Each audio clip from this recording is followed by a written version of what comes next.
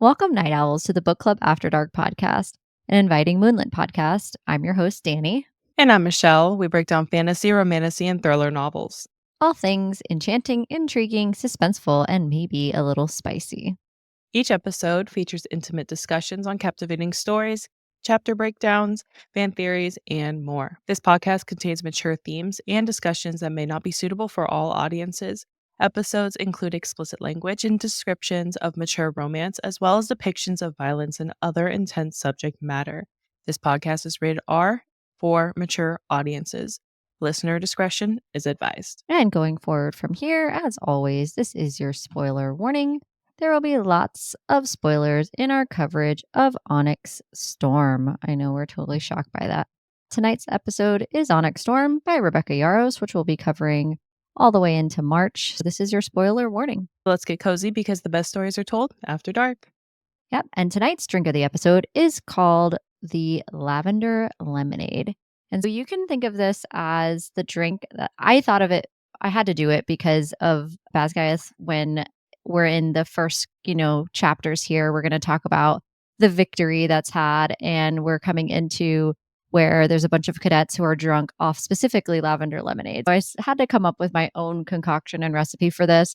If you're watching on YouTube, you can actually see some of the sparkles in here and what it has. And it also has like a lavender sugared rim to it. It has vodka, it has lavender lemon limoncello.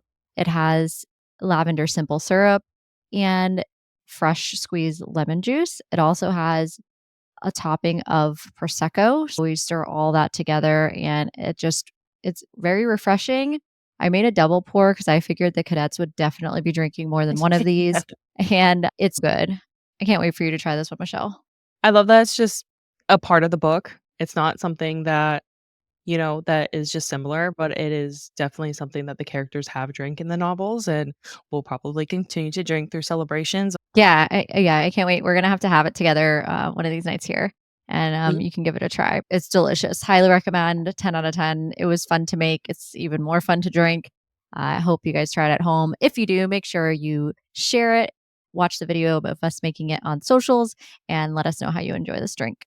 Let's immerse ourselves back into Navarre or the continent or Oration or whatever the fuck we are, because this book, I'm telling you, I don't Takes even know you where everywhere. we are. It does, with no map, which we talked about in our first episode. This episode, we're diving into the prologue, chapters 1 through 8 of Onyx Storm by Rebecca Yarros. Of course, whether you're reading along with us or just here for the book talk, we are glad that you're here. Before we get into the prologue, let's talk about the map and the chart. We did talk about it a little bit in our overview episode, but it's really important to start there. We have our standard map of the continent, which has Navarre, Peromiel, the Barons.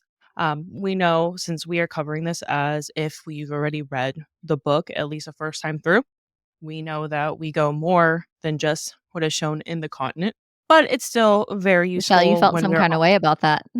I did. And I understand. I understand why Rebecca left it off. I'm hoping in book 4 we get an updated map. She'll give us one like between the two novels of like a teaser. Wouldn't that be awesome? That'd be kind of great if she like had some additional merch between the two books and was like, look, here's your map. I don't know. Just an idea, Right. Rebecca. Throwing it out here. Or if we slide just like a little novella, maybe like a side character story. I would like a from Riddick. whose point of view? A Riddick Oh, book. yes. Yes, Riddick. girl. It'd be good. But, Read it, we're for still sure. thinking at the beginning. Also, after you have the map of the continent, and you go through the standard pages, we also have a chart on who is in our squad, but it's only second squad, flame section, fourth wing. So it's not the entire thing or the entire fourth wing. It's not even the entire flame section. I also felt some type of way because there's so many more characters and there's so many new characters that I'm like, who are these? Even the flyers, because there's so many new flyers. I'm Oh my gosh. who is this person? So and I have why are they important? Yeah, so like notes in your phone, right? I was like, I need to write down, and like not just because we're covering the book, but literally because I'm trying to figure out who these people are. I'm like, am I supposed to know who these people are? Because I have legit no idea. I honestly don't think we are, because remember, we're going through Violet's perspectives. She's learning a lot of new characters and a lot of new names, and she intentionally, in the first 2 books, intentionally did not know people's names because, we Especially in discussed Iron this Flame. Flame. Yeah, that she was kind of protecting herself, and that was what second years do. More is kind of protect themselves from seeing the death and like the tragedy of death and how that can be traumatizing for young people, young adults, or adults in general. Hopefully that expands, but it is helpful for our core people. It has the dragon because sometimes they reference, especially Taryn, he references the dragons, not the rider, because the dragon obviously is more important than the rider. I'm like, wait, who is that? Again, who Mhm. which character, which dragon? Oh, It is and then, definitely like, what helpful. tripped me up too in this book is, like, the switching between first and last names a lot. Mhm. I was Yeah, just like, "Oh, wait, who are we talking about? Oh, wait, okay, Garrick." But, like, we're using his last name, and we're kind of following her perspective, and I mhm, think that's why Violet knows little about her hair and who she is and all these different things and has these different feelings about her parents when the novels themselves point out something truly, totally different, which I'm right, excited to talk more about some of that in this episode and just in general of like my initial thoughts on what all of this means. Let's start with the chapter epigraph for the prologue, and it says securing Basgiath and the wards has come at great cost, including General Sorengill's life. Strategy must adjust. It is the realm's best interest to ally with Poromiel, even temporarily. Recovered correspondence of General Augustine Melgren to His Majesty King Tori. So this is fairly straightforward. It's basically just establishing that we're opening up the beginning of the book right where we left off in Iron Flame. It's suggesting that our next steps here from General Melgren's perspective is that we need to ally with Aracia and Poromiel as well, but basically to make sure that we don't let General Sorengill's life be in vain and that we establish an alliance to defeat the Venom is pretty much where we're at with this. right, and I think it's interesting because we don't really get a lot of Melgren, and we don't see a lot of his perspective, especially as he was underneath the authority of General Sorengill. We're seeing that even at the top, that they're like, "Okay, we all have a common enemy, and we need to forget our centuries worth of hatred and align," which is very difficult for a lot of Navarre. Even at the top, we're seeing, like, an easy transition. He was there at the battle, but I think it's really important to establish that it's not just this generation, like Violet's generation is the one that's going to make the change, but also the older generation is seeing that there has been, like, some error in their ways. I like the nod So to General Sorengell too, but he right, specifically says Poromiel. He does not say Tyrandor and he doesn't say Eratia. It's deliberate. We know from the previous book that this is where the Griffin Flyers are from, and this right, is why this is such a crucial part to ally. Is it makes sense for them to ally, whereas Navarre, Tyrandor is part of Navarre originally, and it's not considered something that would necessarily need to be allied with because they just need to join back with Navarre like they are supposed to. I agree. This chapter gets into basically what happens directly after the Battle of Basgiath. It kinda overlaps with the last chapters of Iron Flame where we have it from Xaden's perspective, but now we're getting, like, the same sort of action that's happening from Violet's perspective. Violet is following Xaden out of their bed after the battle, and she's following him through Basgiath and down into Jack Barlow's cell, and she's And communicating this with is the Andarna through part that this. was in this was the part that was also in the Cosmopolitan article that was released before the book. This is that Mhm. basically that excerpt, and now we're getting more understanding of what happened here. I like that we get a lot of Andarna here. We already start off the bat that Andarna is key in this book. Darna is here because Taryn and Sigale are absolutely enraged. Taryn is both angry and sad. I think that's two separate things. Angry for the betrayal of what Venon are, but also sad for both Violet and Sigale, because those are like the two important women, or two of the three important women to Taryn, essentially, females. And they're both being torn apart, basically, by Xaden and his choosing to turn. Xaden has faint initiate rings around his eyes. We know that's like the base level from first becoming a Venom. And it was from draining to defeat the sage. And Bodhi and Garrick guard him in fear of what he's become. Bodhi and Garrick obviously are going to play a more important role here. They believe Violet needs protecting from Xaden because they don't trust what Xaden is right now. I think what's interesting here too is that Xaden also doesn't trust himself. And this is why he's even walking in the middle of the night down to who we now know is Jack Barlow's so he's walking down there, and Andarna this whole time while is talking to Violet. I cannot blame him for wanting to know what he is, because Andarna obviously wants to know what she is as the seventh. And she's saying to her, like, he's not soulless Venon, he's still Xaden, he's my Xaden. And she says, you know what channeling from the earth does? And she's like, Violet, surely we can repair whatever his soul may have cracked. And Violet says to Andarna, she has no doubts about who she is, meaning she knows Andarna is this great and powerful good thing. Whether Andarna knows this about herself doesn't necessarily matter.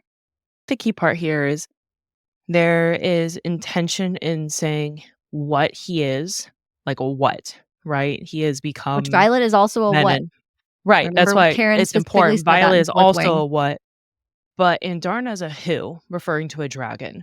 There's this idea of when you're not human, you are a what.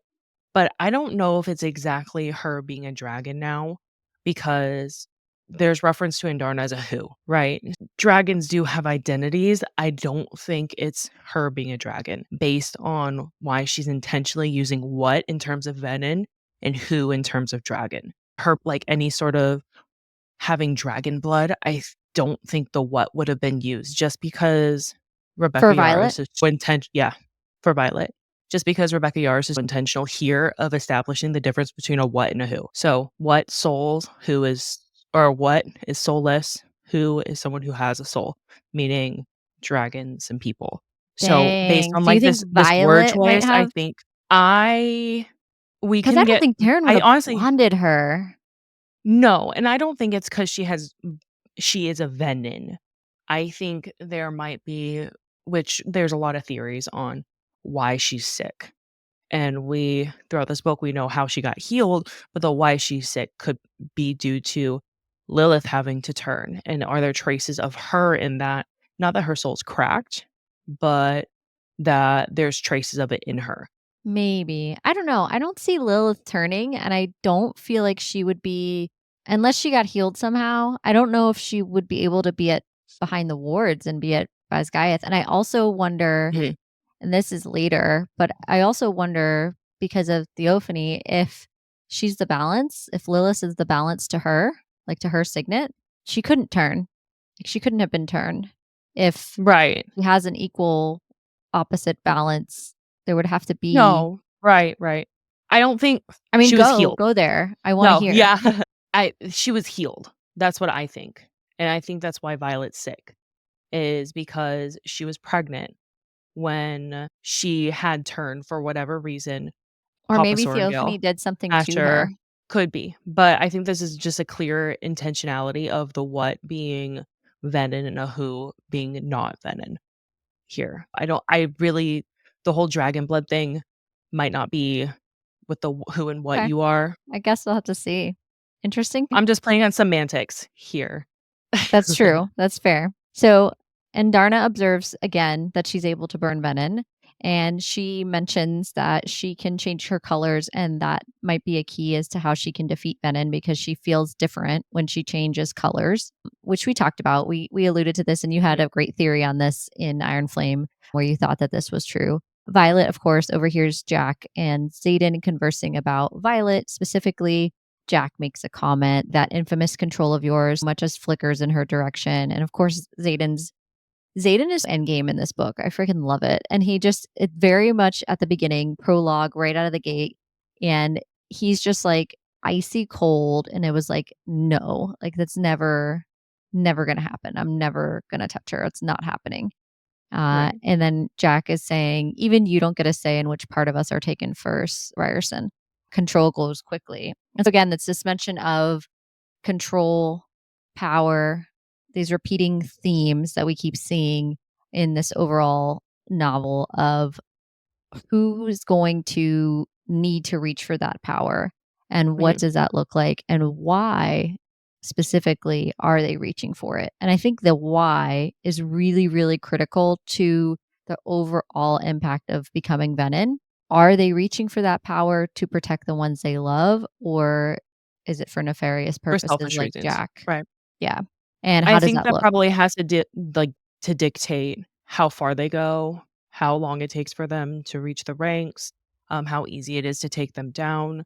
Xaden's turning was not for selfish cause, it was for selfless cause, whereas Jack's is selfish. We see the difference in the ability of control here and what it takes to turn. I think that like this chapter essentially establishes just Timeline. where not just timeline, but where Xaden's journey is going to take him and what his main struggle and battle is gonna be, which is his control, which is something that he is known for, just having being calm, cool, and collected, and this is where that is challenged for him throughout this entire novel, and probably continuing on into the next 2 books.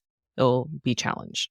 Right, and it's repeated again that Violet, because of Xaden, mentions none of them realize the sacrifices that Xaden made to kill their sage or the sage, their general. Referring here to they believe that the sage is dead, and Violet has no ill will feelings towards Xaden for making this choice. She's pained Mhm, for him.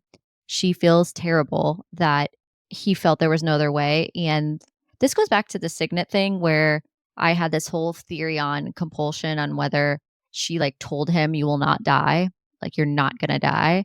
I think she had Indarna's Signet already, and I still wonder if it's a lot more powerful than just the dream walking. I really, mhm, really do. And I know we talked about this last episode, but it makes me still wonder if there's any other than him obviously wanting to not die for her, because I still think he would. I think he would willingly die for her. But I think the difference mhm, is too is that he would know if he gave his life in that moment that the sage was going to kill everyone, and he couldn't live mhm. with that.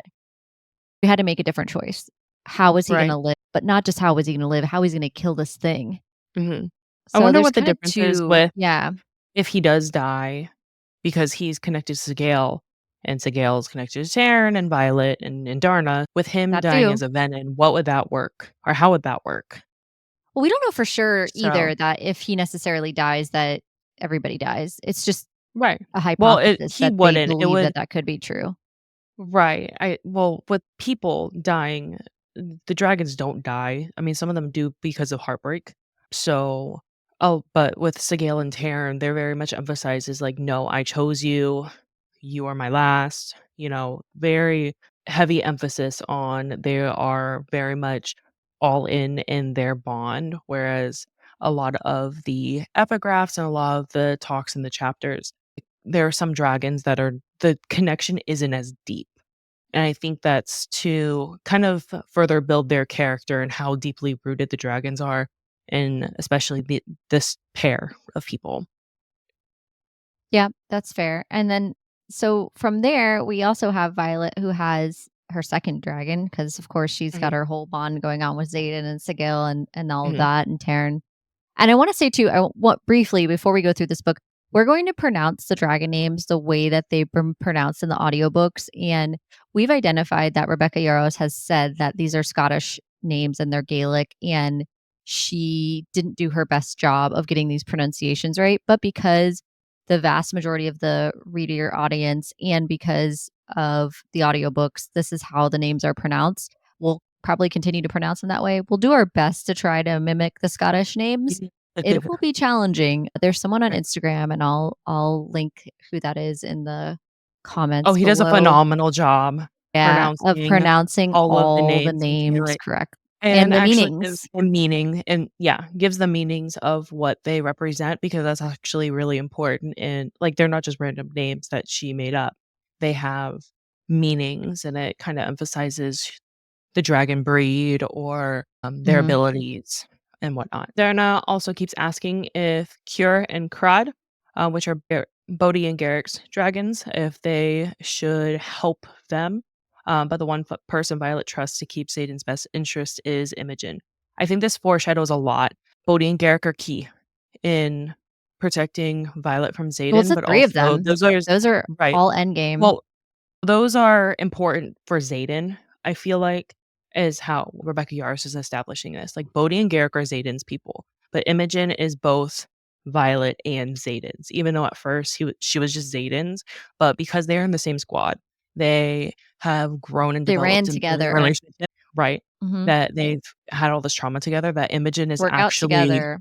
kind They're of more Violet's person, and she will keep not just she says that she'll keep Xaden's best interest in mind, but she also knows she'll do what Violet needs to protect Violet as well. and she Whereas knows Boney and Violet in a Garrick different way. Mhm. mhm, this is just establishing that for the especially to the end of the book. This is actually really key in the final chapters of the book and how those play out.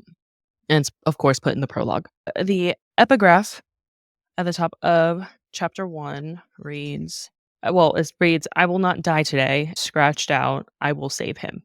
This is Violet Sorengill's personal addendum to the Book of Brennan. Obviously, this is what Violet's entire goal is. This entire book is somehow saving Xaden from being a Venon. 2 weeks later. It's Why do I think it was specifically January. 2 weeks? Well, what's going on this chapter, right? We have a lot of peace talks. We have treaties being talked about. We have a lot of important people gathering. To that these things don't happen overnight. It's gonna take time to get any kind of deals done, deals struck, And and they're just coming out winning a brutal battle. It's gonna take time to rebuild. It's gonna take time to get back to normal. There's just gonna be a period of what the fuck just happened? How do we get back to something normal type of I'm to emphasize that the entire time that politics take time. Politics suck and politics take time, which Violet disagrees with, but I think that's more of a realistic approach that it takes weeks, months to build treaties. They don't just happen overnight. Even when important figures actually see what's going on, it's just they don't want to relinquish power. And people don't like being uncomfortable. Even in a world where, there are dark wielders and there are dragons that'll eat you, people still don't like being uncomfortable. That's just human Mhm. nature. They're not gonna change their ways just because truth is staring them in their face, which I think is kind of a nod to how just the real world works. It's January. It's brutally cold. Violet and Taryn are flying on patrol, and Darna wants to join, but she's safest in the Vale because it's warm there still. Taryn is practicing flying with ice on his wings he's making sure he's going to be able to accommodate Darna when they go on this trip for long distances to assist in traveling to find the seventh dragon breed and possibly a cure for Xaden. One thing I wanted to note about the weather, and I highlighted this, it could be meaningless, it could be something. I'm highlighting it because it was mentioned multiple times. Violet keeps making this point of saying, I can't remember a more brutal series of storms than the ones that have battered the War College in the last 2 weeks. I specifically highlighted that because we know that she's saying that's her grieving her mother because now her mom's gone and she's not helping control the I can't weather control the around weather. Yeah, Vazgaieth. right. Right. However, I also think it's foreshadowing how much power Violet may actually have. And I'm wondering because she's in a heightened state of grief and emotion, does she have more control over the weather in her signet than she even maybe realizes? Is it possible that it's more than lightning wielding? Or are these straight up just coincidental that the worst storms ever are happening all at the same time in the first 2 weeks? I don't think she's I not don't a know. storm builder. She's Right, power. but she's the power of the sky as a Right. whole. Well, So no. wouldn't that She's power, period. She just represents it as the sky because that's what she's used to. That's what she's comfortable with. She can she have pulls power. power from the sky. So Right. that comes straight from the Venon who she sees when they're on the wyvern, when the Venon's on the wyvern and she comes to her and the one who stabs her in the leg at the end of Fourth Wing, she makes a comment to her that says, you're the one who wields the power of the sky. And so it just Right. made me wonder, and it could again be meaningless, me just digging possibly, but I kept Mhm. highlighting it because she kept mentioning the bad weather, the bad weather, the bad weather, and like how it was tied to her mom. And I was like, well, maybe it's also tied to you and your ability to not understand your signet and how powerful it is, but also you're grieving, hardcore grieving. And Right. maybe this is why you're able to control some more weather. Fair. I mean, and we also know that Theophany is a storm wielder, right? That could be also foreshadowing her presence, less foreshadowing like Violet's And we know that power, Violet's more unknown power. powerful than just the lightning. That's flat out. Mhm. We know this. Again, we know she's more than a lightning wielder I see your at the end thought of the day. process. It's No, I possible. do. Just I saying. see your thought process. I read it as more grieving and definitely that foreshadowing. That's what That's I fair. kind of looked at it. But I mean, valid. We don't know a whole I lot also about thought that really Violet any could of the have been siblings. pregnant, and that has been straight up dispelled and Oh, disproven yeah. flat out by Rebecca Yarros. Yep. So any of She those who were in the camp with me who were like, Violet might be pregnant because she's saying all these comments throughout the book, I was just thinking to myself every time she was like in the aisles and that they were doing it, I'm like, does this stuff work? Like, Right. you Right, know? that's what I was thinking too, like, it's magic, And she but keeps saying how Rebecca tired she Yar's was. right. All the time, Your she keeps girl's saying just how tired she tired. was. Yeah, She's she's just just tired. tired. But Rebecca Yarros, just so everyone knows, discredited this as a theory because she said, and this is awesome, by the way, the reason why she said this was she wanted Violet to always be consenting to a big change in her life like that. And that in a world where she can write it that way, she's going to write it that way. Right. She's not going to have Violet not know or have a surprise pregnancy. Also wanna note that not that I love Rebecca Yaros's, thought process in that and the reasoning behind it. She also said that the marked ones didn't have second signets, but here we are. So, you know? She said they didn't maybe all have them. Mhm. Right. So, but we know so far that the marked ones that like Liam, he probably likely was wielding ice, Oh, and he that was. wasn't a typo. Right, No, it but wasn't. no, it wasn't. So, you know, sometimes when questions are asked, I feel like authors might have to teeter around the truth as well. I firmly Maybe. believe that she is very much if her reasoning is very not like a It's still it kinda was a vague typo. It was yeah, I think because we missed with 12 her hours. reasoning, I don't think well, yeah, I think with her reasoning, I don't think she would intentionally be like, "Oh, just kidding, psych." That's not really her as an author. I think and there's validity in this, but I also want to emphasize, like, authors aren't going to tell you everything that's gonna happen next. When they were flying, it Yeah, getting back to Karen. Taryn emphasizes that do not mistake my unflinching support of you, my mate in Indarna, for any form of faith in him. Taryn does not like what Xaden has become. He Oh, refers he to him makes as that the very Dark clear. One. Soulless, he is very much clear on I love and support you. I love and support Sigale. I love and support Indarna. He is an unnecessary part of this, but I will always support you. That's really and that struggle is gonna continue on into the next novels. During this flight, Riddick and Atrum fight. They're fighting in the down their own bonds, nearly crashed into Taryn and Violet, and we actually learned that Atrum is only 22-year-old, which is essentially the same age as Riddick, which makes much sense. Like, Riddick Yeah, would bond a dragon his age because Taryn and is, they're like, such goofs middle-aged. too. He's, like, in his 100 like, he's 150, he's middle-aged. Atrum is literally barely out of adolescence. Like, he's a Mhm. baby in terms of dragon age, barely older than Indarna. It makes sense that they're Riddick would bond He's, him. like, kind of a It explains teenager their too. Yeah. personality. Yep. Exactly. This is why I need those chapters because I really wanna know what, like, a young adult dragon how a young adult dragon talks, and if they're just And vibing Atrium, the like, entire is pissed because he wants to go back to Orisha. He's like Orisha, or Mhm. he's, like, done with staying there. He wants to leave. He wants to go search for the 7th breed. He's, like, ready to go. Right, because the tension between Navarre and Paromial is heightened, but imagine the tension within the Empyrean of the Oration, the Navarre, dragons, those who fled, like, that tension must be immense compared to what's going on with the humans, and we don't get a peek in that at all. So much of what happens in the Empyrean itself. So much because again, it's from Violet's point of view, but it would be nice every now and again to have like a Terran point of view chapter. Air would I don't literally just think be like this the entire time, I would just his shaking hands his on his head. head. Yeah. The Like most of why? this book, Why is my life so pain? many characters are just like this, like, Oh "Oh my my god. god." Yeah. So, yeah, that would be him the entire time. I mean, think about it. From his perspective, he's having to follow around this like 20-something-year-old girl who's just like a hot mess. And he's just like, oh my God. And he He has to chose like, that life. he has He a chose that life. saddle. Like, he did choose that life. He has a So, saddle. I mean, Cute. the only path for alliance that can save Paromish really, civilians now, of course, requires everybody to stay in Basgiath because the wards. We know this already with what happened with General Sorengill. We know this from the need to be able to protect all civilians and of the Griffins trained and everyone else. There's a whole lot of reasons why this makes the most sense. And Xaden insists on staying in Basgiath, of course, because the wards protect him, seemingly, from Violet and from hurting her.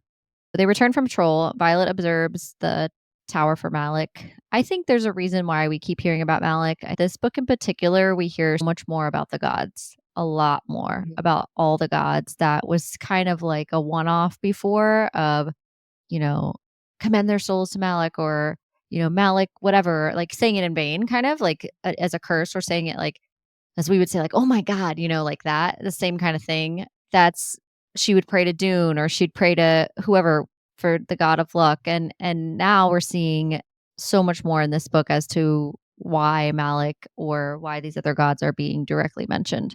So I'm curious to Right. see if Violet has any Malik doesn't direct ties have to Malik. Malik doesn't have an isle that we've seen. It's interesting that Malik, he's the only god that wasn't, or one of the only gods that wasn't worshipped on the Isles. They worship Malik on the continent because, there's a lot of death there, especially in Basgiath. Literally, it's a death factory. But it'd be very interesting to see if there is another Isle that is dedicated to Malik and what Violet's ties directly to him are, even though we know that she is a tie to the goddess Dune.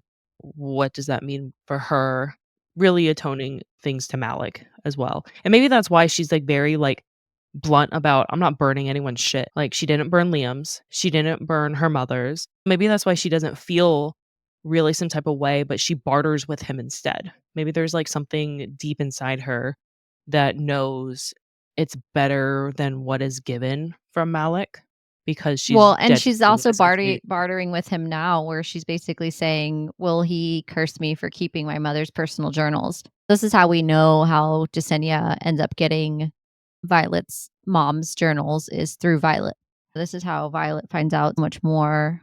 This whole book is really, she's an orphan now. And thankfully, through her parents' journals, she ends up able to have some closure of having both of their journals with her throughout this book, which I thought was a really nice touch, even aside from all the things that are related to why she has those. Just imagine her not having her parents anymore, and her siblings, yes, are around, but they have their parents' journals, and they have more information about their parents that so many people never get after the Right. passing of a loved one. I And would I think thought that was a nice I touch. I would think that she would feel at least a little bit more closer to Lilith because Lilith was she wasn't the most maternal mom. She had a reasoning for the way she did things, but she wasn't I maternal. think it was all an And act. right, and the way that she writes to Asher, who is her husband, we know his name now. A lot of them are recovered unsent correspondence, which means she's writing these journals after he passed, and she's just writing to him probably because she feels lonely and she misses Yeah. him. That was like the love of her life. She gets to see like these really soft parts of her mother that she never got to experience, which Mhm. I would think would be eye-opening. Obviously, we didn't really get much of her reaction of reading her mother's journals as we did with her father's because her father's were key in the plot, but I can just assume that it was probably just something that, kinda gives her closure in a little bit of how much Side that note, her kids really meant. They are back at Basgiath, and Aura Banehaven and Ewan Faber demand a report from the squad. Essentially, these were very small side characters. More, Aura was a wing leader. Ewan was a squad leader before, but now is a wing leader since a lot of the Oration riders they fled. dipped out. Um, yep.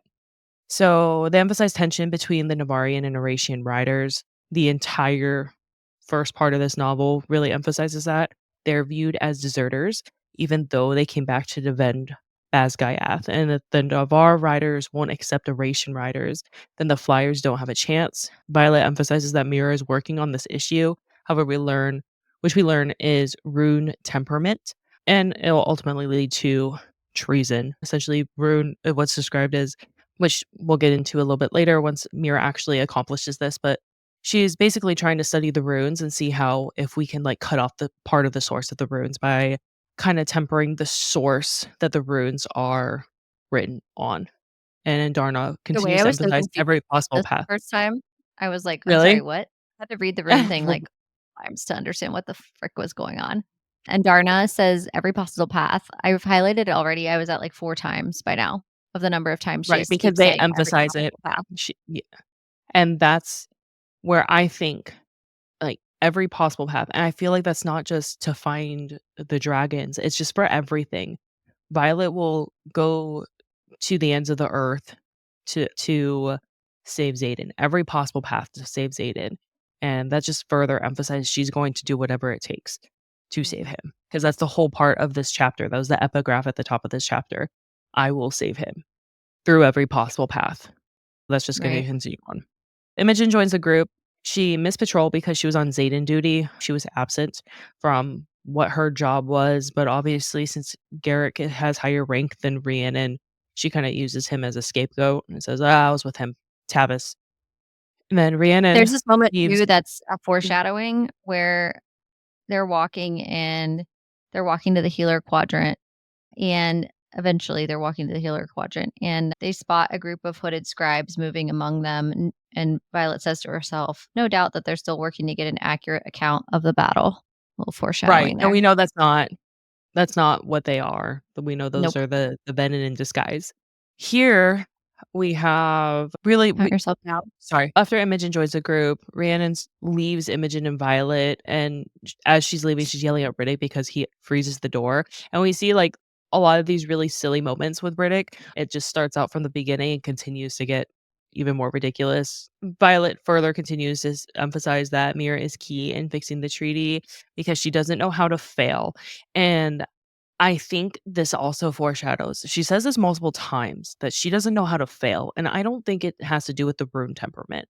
I think once Mira finds out that Xaden's Venom and what Violet's true intention is in saving him, because Brennan hasn't figured it out yet. Brennan isn't described as someone who doesn't know how to fail. It's Mira, and there's a journal entry where Asher and Lilith say that the sisters are key. Mira and Violet are key. If they work together, they'll conquer the world essentially. Once Violet opens up to Mira and what Xaden is, then she's gonna actually help find the cure. Like, she's the key here because she doesn't know how to fail. Because Violet hasn't let Mira in and told her the truth fully because she fears that she's going to kill Xaden on the spot. But I don't think she gives Mira enough credit in trusting her. Xaden is obviously upset with Violet burdening Imogen with the knowledge of him turning Venom, but the Imogen's like, then he should stop doing stupid shit that needs to be covered up. So, Exactly. which is Quit being an valid. idiot. Yeah. Quit being an idiot. Imogen, Garrick, and Bodhi decide that Violet isn't safe to sleep next to Xaden, and Violet's like, "You guys can all go fuck yourselves because I'm not going to not do that. I'm not gonna let any of you try to say that he can't keep it together. He's fine." Now they're walking to this infirmary. Xaden leaves to go meet with Brennan and the whole team, and then it's the rest of the squad is walking over to meet Sawyer. That's when they see the scribes. Very briefly, it's mentioned, and they're seeing Sawyer, who's recovering from his injury. There's this very brief moment where Sawyer takes a grip of his cup and the handle hisses. This is early in the chapter, but it's evident that he still has his bond with his dragon and that he still has his signet, that it was an indicator for me that he will fly again right out of the gate Mm. in chapter 1. Because Rebecca would not have mentioned that the metal handled hissed, meaning he's using his metal signet without intention. He obviously grabs his cup, it makes a metal hissing noise, and you're like, "Oh, he's gonna come back and fly again. He'll be back to Right, he just flying. has to He go needs to figure it out." through. Yeah, he has to figure it out. He has his own little mission that he has to go on while the others are actually off on their quest squad. He has to kind of figure out mentally how he can be a rider again and be able to fly again. As they're sitting around talking with Sawyer, they talk about Violet's mission to find the seventh dragon breed. Riddick wants to go because he just wants to go on this quest, and he's just like, "Don't worry, I'll keep her safe. No one has to worry. It'll be me."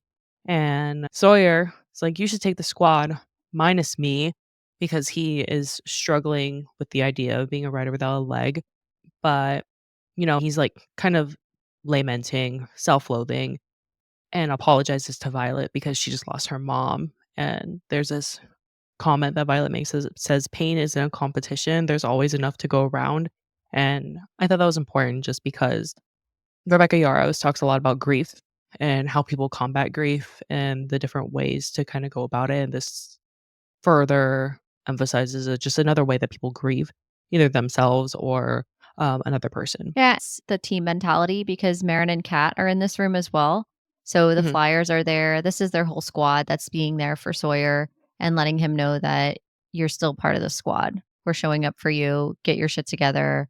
We still care about you, but we're not you're not retiring. That's not a thing that's happening.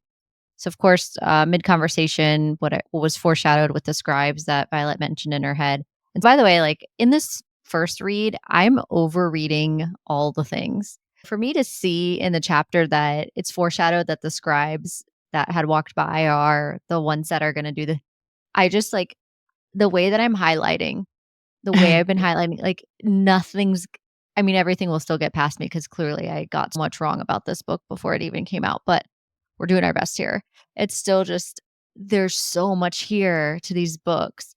And Mhm. it's kind of fun to see the foreshadowing, especially in hindsight when you go back, because I'm obviously on a reread now, but it's when you go back and read it again and you're like, damn, I did miss that because you're so excited, at least when Midnight Release Party came out, you're like so excited to finally read the damn thing that you forget how much is really the depth of what you're reading. Of course, the echoes of screams are running through the infirmary. Infantry cadets are all drained because they passed a whole bunch of infantry cadets coming into the infirmary. They haven't been able to find any infantry cadets outside on patrol because the Venon have infiltrated their ranks. So Chapter chapter 2. 2, the epigraph at the top says, "The rarest of signets, those that rise once in a generation or century, have manifested concurrently with an equal twice in our records, both critical times in our history. Only once have the six most powerful walked the continent simultaneously. As fascinating as that spectacle must have been, I'd rather not live to see it happen again." This is from a study on signets by Major Dalton Cisneros. There are two things here. There are two times where two very powerful signets concurred in the past. There was one time when the six occurred, which we don't know. I mean, from this, we can kind of allude what the top six signets were from the original six. I'm assuming it's the original six. This is what it sounds like because it says six specifically. Definitely power or lightning and shadow has to be the other two. But I think this is foreshadowing that since we are coming to another great war, that we have a third time where two strong signets have happened at the same time, which is Violet and Xaden. This has happened twice before, but also that maybe in this generation there's going to be the full six again, and we don't know who those are. Well, they're referencing six. Obviously, there's a seventh, but Violet technically has two. There Maybe would still only be 6. six. Maybe. There would only still be six, even though there's seven dragons. Some speculation online that having manifested concurrently with an equal twice in our records, with an equal, meaning they're referring to Venom here? I don't think they're talking about Venom here because later in chapter 6, Emeterio says that there's only been another time that both a lightning and a shadow wielder has walked the earth, and that was during a war.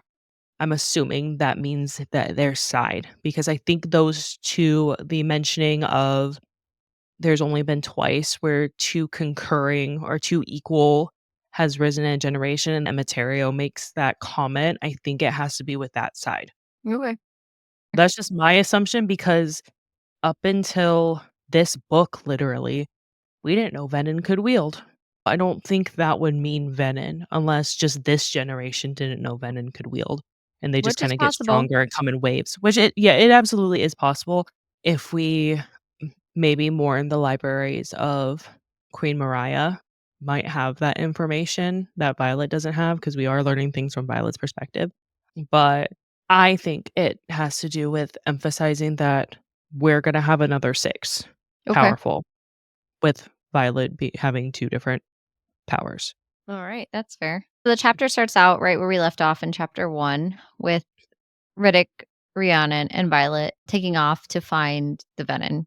So his like, bring their bodies outside once you're done. We can just roast them for funsies. Like she's just, and we get to mention Darna in this book. It was great. So Scribe runs towards them. His hood falls and he has red rimmed eyes. And Violet launches the dagger fast, and it kind of scares. I think it scares Riddick of how fast she is with it. Yeah, he There's forgets. He's four, like, "Oh, shit. You're yeah. actually powerful without your signet." They're running and they decide to go chase down, go down these stairs to basically where Jack Barlow is and go down to where the tunnels are again. And so they're running and there's 4 Venom, 2 dressed in scribe robes, 1 is standing in the shadows, and 1 with long silver hair. This is our first, at the time, we don't realize this, but it's our first introduction to Theophany. One Venom uses a ruby-hilted sword to slice one of the guards' necks, which was really quite sad. Right. And then there's another one that has a faded tattoo on her forehead and a long braid. Again, this is a mention of Theophany. She smiles at Violet. She disappears. We didn't know this at the time about her disappearing, but we realized that this has to be Garrick's heart signet. I think she's holding on to another Venom when she does this. And I think that they time like move, just like how Garrick's second signet is, well, his signet is wielding. I Mhm. think that the other Venom that she's with, one of them is a distance wielder. And that's why it appears that she is invisible.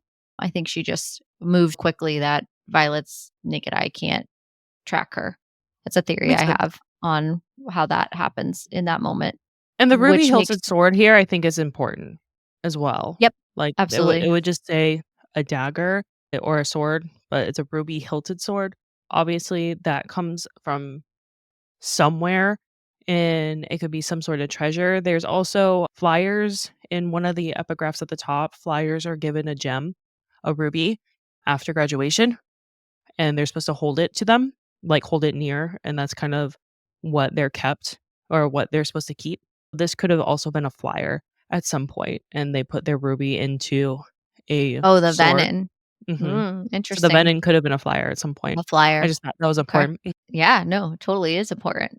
Violet, Riddick, and one Venom shouts, "We need her," referring to Violet. Of course, Xaden, the shadows explode. Love to see it. Him and Garrick appear, and Xaden says, "Tell me something, Violence. Why is it always you?" And they make it out. And so Xaden, she's like, "It's not always me." What do you mean it's not always me?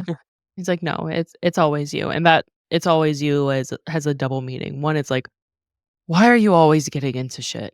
Like, why?" But also, that was an emphasis on, like, "No, it will always be you. You're always the person my person. You're always the person I'm gonna save or Right. sacrifice for." And an hour later, they're dismissed from the debrief with the commandant of the Writers Quadrant, which is Colonel Panchek, which is our first reintroduction to him. And there's a comment Garrick that comes straight from right? Garrick, and he says he doesn't even seem phased that they were working to rescue Barlow instead of going for the Wardstone. And Garrick makes this comment, which doesn't say anything about, gives us this warning about what Panchek is going on, and it doesn't give you the warm and fuzzy. And Riddick, in general, to everyone, like Panchek will notify the other leadership, right? Like he's going to tell everybody what just happened, right? Xaden says Melgren already knows, and they were the only, and that there were only 2 of us down there, referring to Xaden and Garrick, meaning that Melgren would know if there's some kind of battle of any kind happening. Right, but Malgrim wouldn't know how or why. He just sees the outcome. He wouldn't Mhm. have been able to see that Panchek was the one that's betraying N them no, 'cause but he's more not like a importantly, full pre right. He wouldn't see after, he would just see the battle or itself. before. And Mm. more importantly, I think there's this suggestion, and I could be reaching, that Melgren could be bad as well, but I don't think so. There's a lot of, and that Melgren is also Venom because he can see this, but I don't think that that's true based off of this dialogue. It doesn't point to that for me. Right. If anyone were to be Venon, I would think it's Atos. We don't know his signet. We don't know his dragon. Daddy Atos. Daddy Atos. Yeah, not Dane Atos. Dane is now referenced as Dane. If anyone of obviously Panchek, but if any other leadership that is mentioned, I would put my money on Atos just because of how angry and how much he hates Violet for exposing all of this. And I feel like there is a lot more going on to that and we know towards the end of the book that King Tori and Halden, they have known about the Venon. They've actually made deals to get weapons for the Venon. They've tried to sell off dragons. They've done a lot, and who knows how far their dealings have gone. Eric knows, but no one else. We don't know yet how far their dealings have gone. The leadership is definitely corrupt. I don't think Melgren's one of them. That's fair. just I haven't gotten that yet. I haven't gotten the ick from him yet. Although I didn't really get it from Panchek. That kind of came out of left field for me. I didn't hint that because there was just this one I just couldn't instance, believe this in chapter one little 2 we get a blurb that he's the right. betrayer already in And chapter that's 2. it. It was just chapter 2. That's it. It's like because we don't really see him throughout the Like, novel you're meant because to catch most of the that novel isn't quickly. in Basgayath. We wouldn't It's see him, not. but yeah, no. Sneaky little Rebecca. The squad's heading to the Great Hall after this. Violet and Xaden hang back to try to talk. Garrick is like, "Are you You okay?" get 5 minutes. And fine, you get 5 minutes. That's it. And is pissed at this. He has been able to channel from Sigil because he just wielded his shadows. We know that he can still channel through Sigil. This is good progress. However, Sigil is not talking to him. Violet still says that he's him because he still loves her. There's this whole back and forth.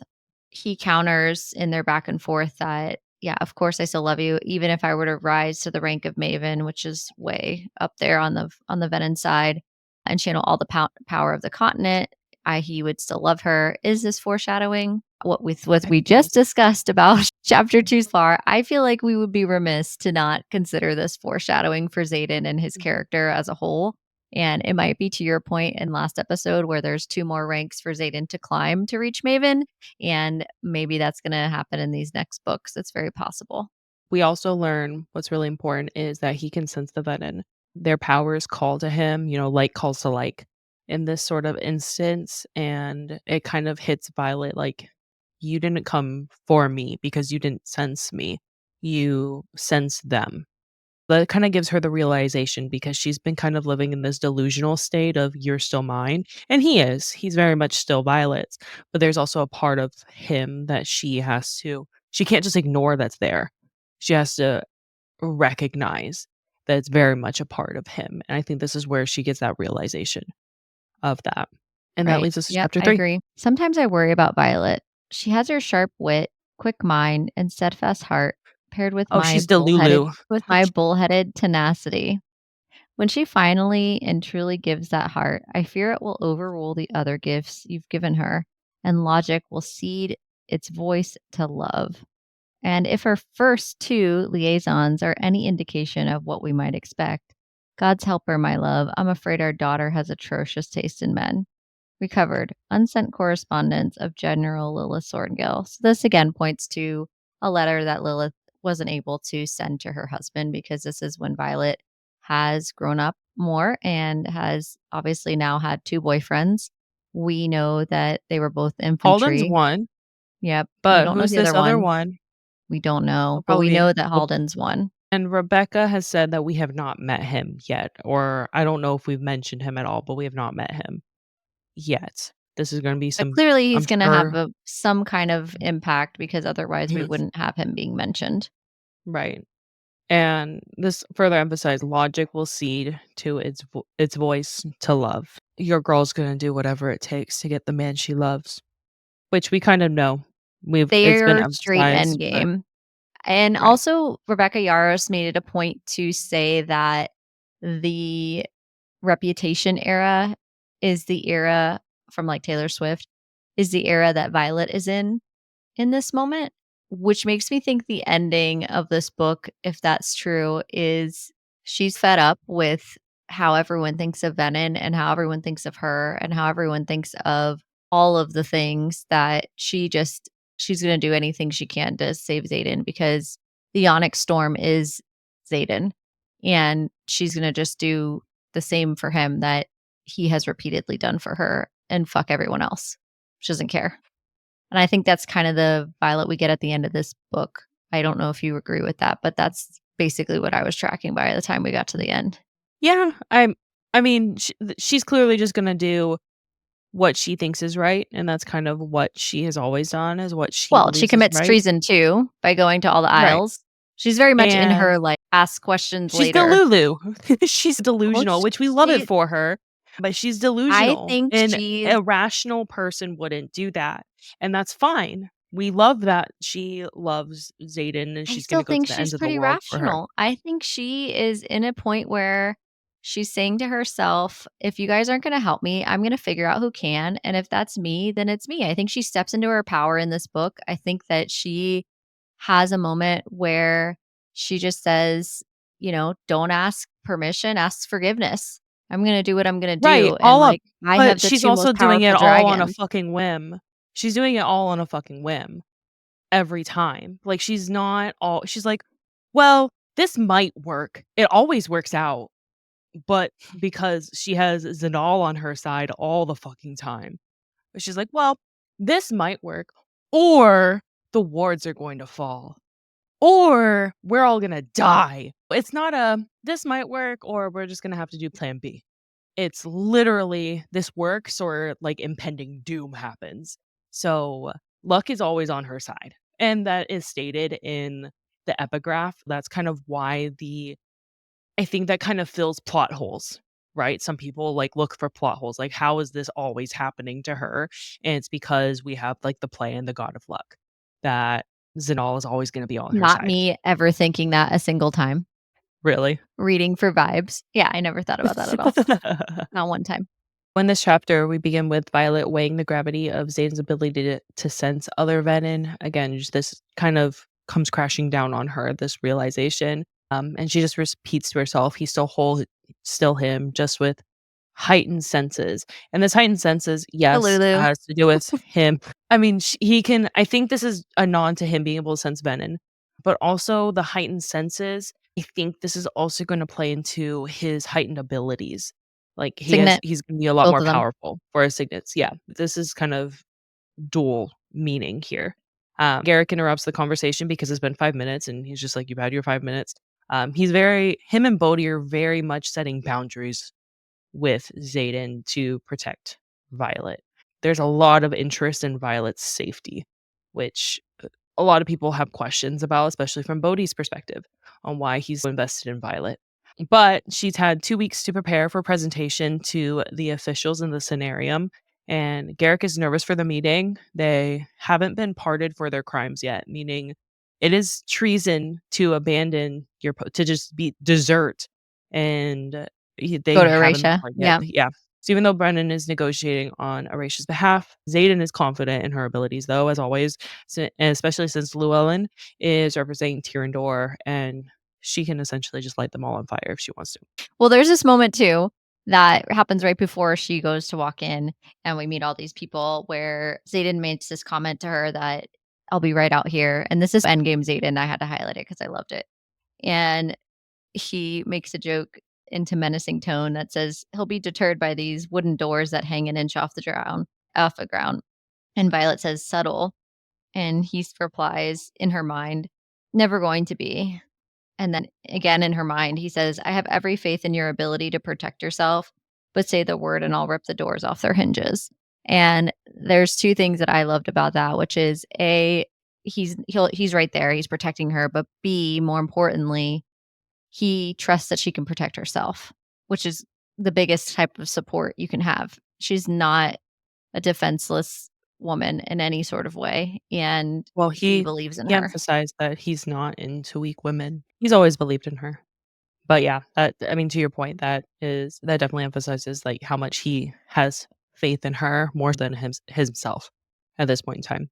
Well, and Um, she's walking into something on her own that is risky, more risky than probably being on the battlefield in some ways. She's mhm. just walking into what could be an imminent death by treason right out of the gate. We don't know how this is going to pan out. 6 nobles sit on the Cenarium, each representing one of Navarre's provinces. If you go back and look at the map, you'll see each province broken out, and you'll see the duchesses and dukes representing each one. Yes, you can go through and look at each one of where each place is, and they will line up. But the opening comes with the Duchess of Moraine, who demands Violet's haste, like to hurry up because they only have 3 days to save negotiations. Duke of Caldor discusses the task force that needs to embark on the quest to find the 7th dragon breed, because everybody's about it now because they know that they need a 7th dragon to raise the wards in Oration. They know that they need to find the 7th dragon breed to possibly defeat Venon because they don't know enough about Venon and they need to figure this out. There's a couple pressing things that need to happen to get these negotiations going. Violet has a list from Andarna of her demands, which I loved. The Duchess of Elsum, Duchess of Moraine, Duke of Lucerys are considering their desertion. There's all these different things that are happening with all these different people. And there's a whole bunch of memes related to like the first 5 chapters. And I think this is where Rebecca's really threw us all for a loop, was in this section of this chapter where there's like 8 people brought up right out of nowhere. We're all just like, what? Because we've never really had a need to see Navarre royalty in any sort of way. Or we knew there's a king, obviously, and a duke or whatever have you, but it was never really fleshed out in the first 2 novels. This one, because of the scale of where the situation has come dire, that it's unavoidable now. We have to figure out how all these people are going to come into a room and where that leaves our protagonist. This is where my head was spinning and I was writing down names. It's just important to understand how the provinces govern themselves and how it all fits, because it's a monarchy, it's a king, and these are essentially the Cenarium's like his cabinet, essentially. And in terms of negotiating, it just Court kind of too. adds it adds the political nuances of what it actually is to negotiate peace terms and negotiate in a political realm in a monarchy of sorts. Of Violet's demands, there are a few that Llewellyn's like, huh, these are interesting. The one on the top of her list is Llewellyn on the map or Llewellyn the person?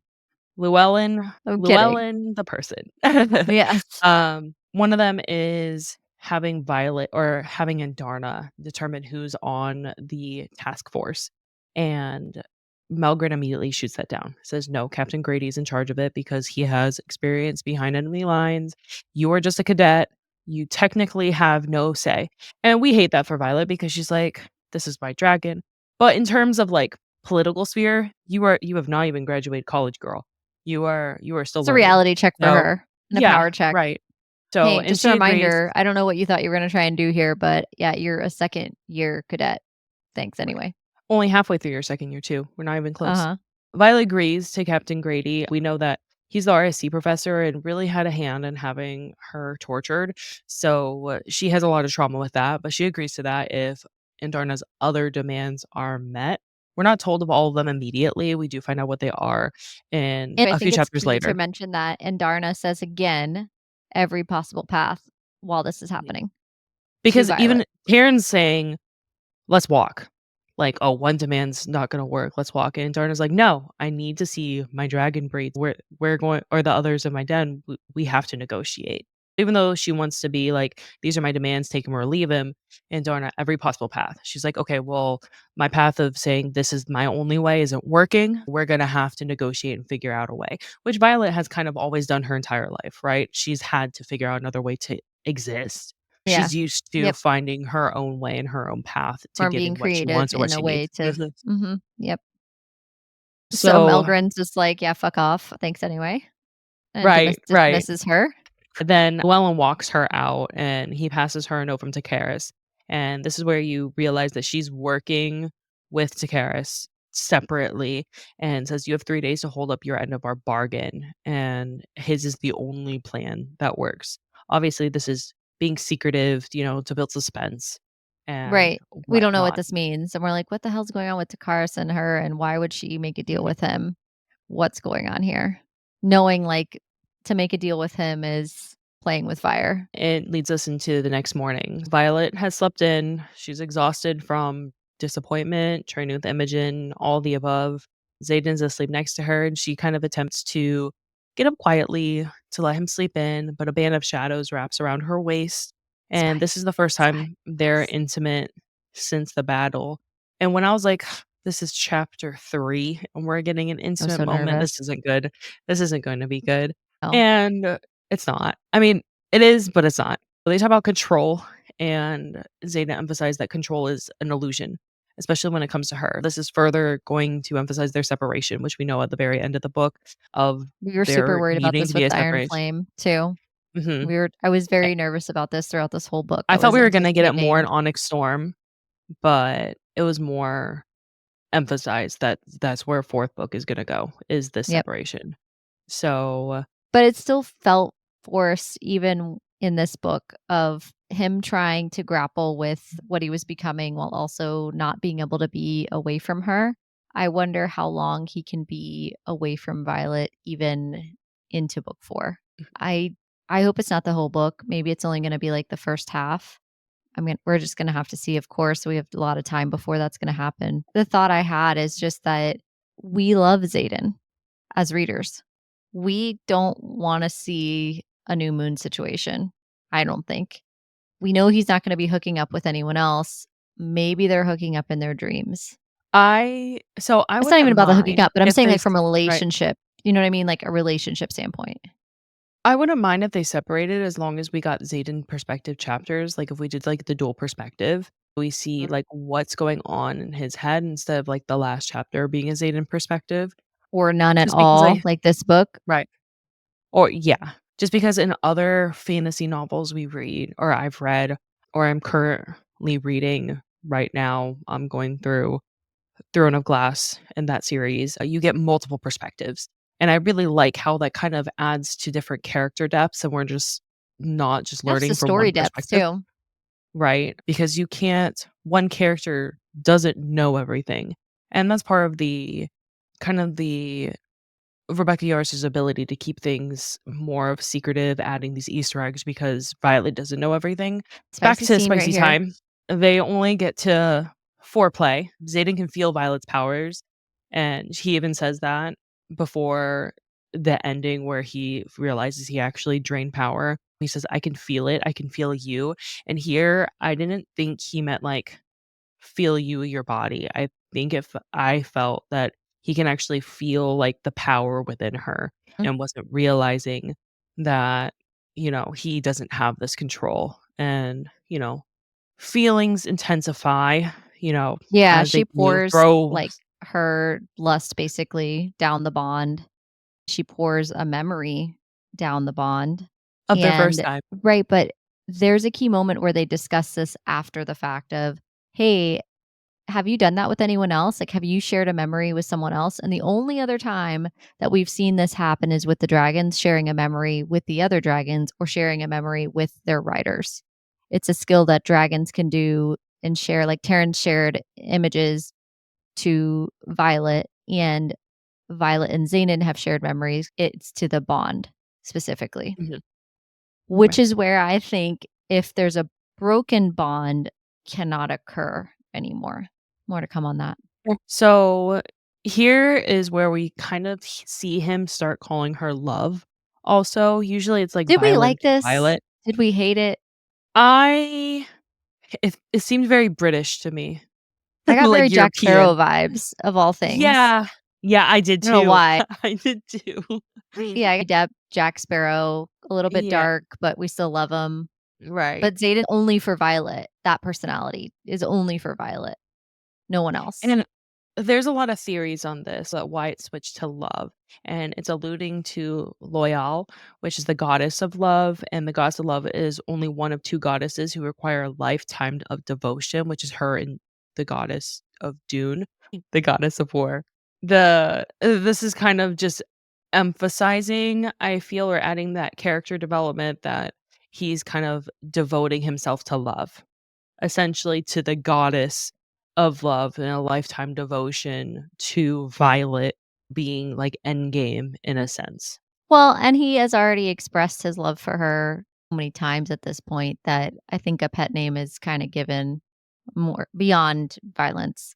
It doesn't surprise me that I just don't see him calling her baby. After he ends up wincing in pain and apologizes and he says it felt natural to reach for Violet, but he's not natural anymore, and they realize on the headboard there are 2 marks where his thumbs were, which are slightly lighter than the rest of the wood It's he like channeled super without knowing. faint. Violet makes a Right. comment that like if you were sanding the headboard like with a sander or with this piece of sandpaper, like it would be worse than the mark that he left. It's Right, extremely but this faint. is where she's just like, "It's Justifying. fine." Yeah, she's just justifying this whole time, and, it was an accident. It's not saying that he's bad or anything, but she's like, But "It's remember that she's fine." grieving. She's grieving her mom. She doesn't wanna lose Xaden too. I think And it's too she's also much. It grieving could break Xaden. her. She's honestly grieving Xaden, and she's Mhm. not accepting it, like, that's a stage of grief, is not accepting it. She's essentially grieving what Xaden is or maybe what their relationship was, because it's an additional complexity that she's not ready to face as she's dealing with all the other nonsense, being in the middle of a war, losing your mother, all that sort of thing. Just So, low key. Brings us to just another day in Bazgaiath. Chapter 4. There are 2 reasons Rider cadets are not given the same summer and winter leave as others. Firstly, civilians do not react well to dragons casually roaming their villages. Shocker. Raising tigers for war requires locking their cages, lest they turn on each other. Or you. In the Talon, a professor's guide by Colonel. Obviously, this last part is the part that they're wanting we should be paying attention to. It's funny, the first part, dragons roaming villages, nobody's going to want that. But tigers raising tigers for war requires locking their cages lest they turn on each other, meaning cadets don't get the same break as all the other quadrants because they need to be contained. Otherwise, they're not going to be able to be controlled. And this has a lot to do with the fact that them not being able to be controlled is due to the power that they already wield through their signets, through their dragons, and what that could possibly look like without supervision. So, therefore, they're not going to get the opportunity to be without supervision. We're going to make sure that they do not have the same type of leave as everybody else because that's a risk that the war college cannot take is writers having too much free will. That's not happening. Violet shakes her head and states that that's nothing, it's barely there. This is we just talked about this, how she kind of wants to look past the obvious thoughts of him changing. It's hard for her to have that realization. He felt her power rise, but he wanted to take care of her, but he can't afford to lose control and risk channeling her powers, and he didn't even feel himself take anything, and I think that's what scares him the most, right? He did, and he didn't really it sets a clear precedent for what's going on in the direction of this novel, of where he has to keep himself at a distance until we get to a place where magic does not exist, because that's the only way that he channels is when he's around magic. So, as much as I want you to run, I'm too selfish to give you up. And this also foreshadows the ending, right? He wants her to run, but he's selfish to give her up. And essentially he in the end, he's the one that runs. This is foreshadowing again of the ending of this book and what's going to lead into the next one. Yeah, it's Violet's going back and forth with him too, and she's distraught over the whole thing, and she keeps trying to validate that everything's fine. I don't know what you're worried about. Everything's okay, and it's like very clearly not. This is also where that conversation where the thought of sharing memories and she's asking, is this an intrinsic thing? Is it a bond thing? It's happened more than once with us. And he's like, I have no fucking clue. I've never tried it with anyone else. That tells you right there that, of course, he thinks it could be either intrinsic or exclusive to them. And he's not willing to risk trying something like that with somebody else, which also says something else to his intrinsic that Violet's the only one who knows, which we knew this already, but she's the only one who knows that he has a second signet I because wonder if that adds right. I wonder if that adds to the question, though, of if Indarna bonds someone else, what type of relationship would that have with, and if Indarna decides to bond, I mean, I'm sure she would mate, not bond. Should decide to mate someone else.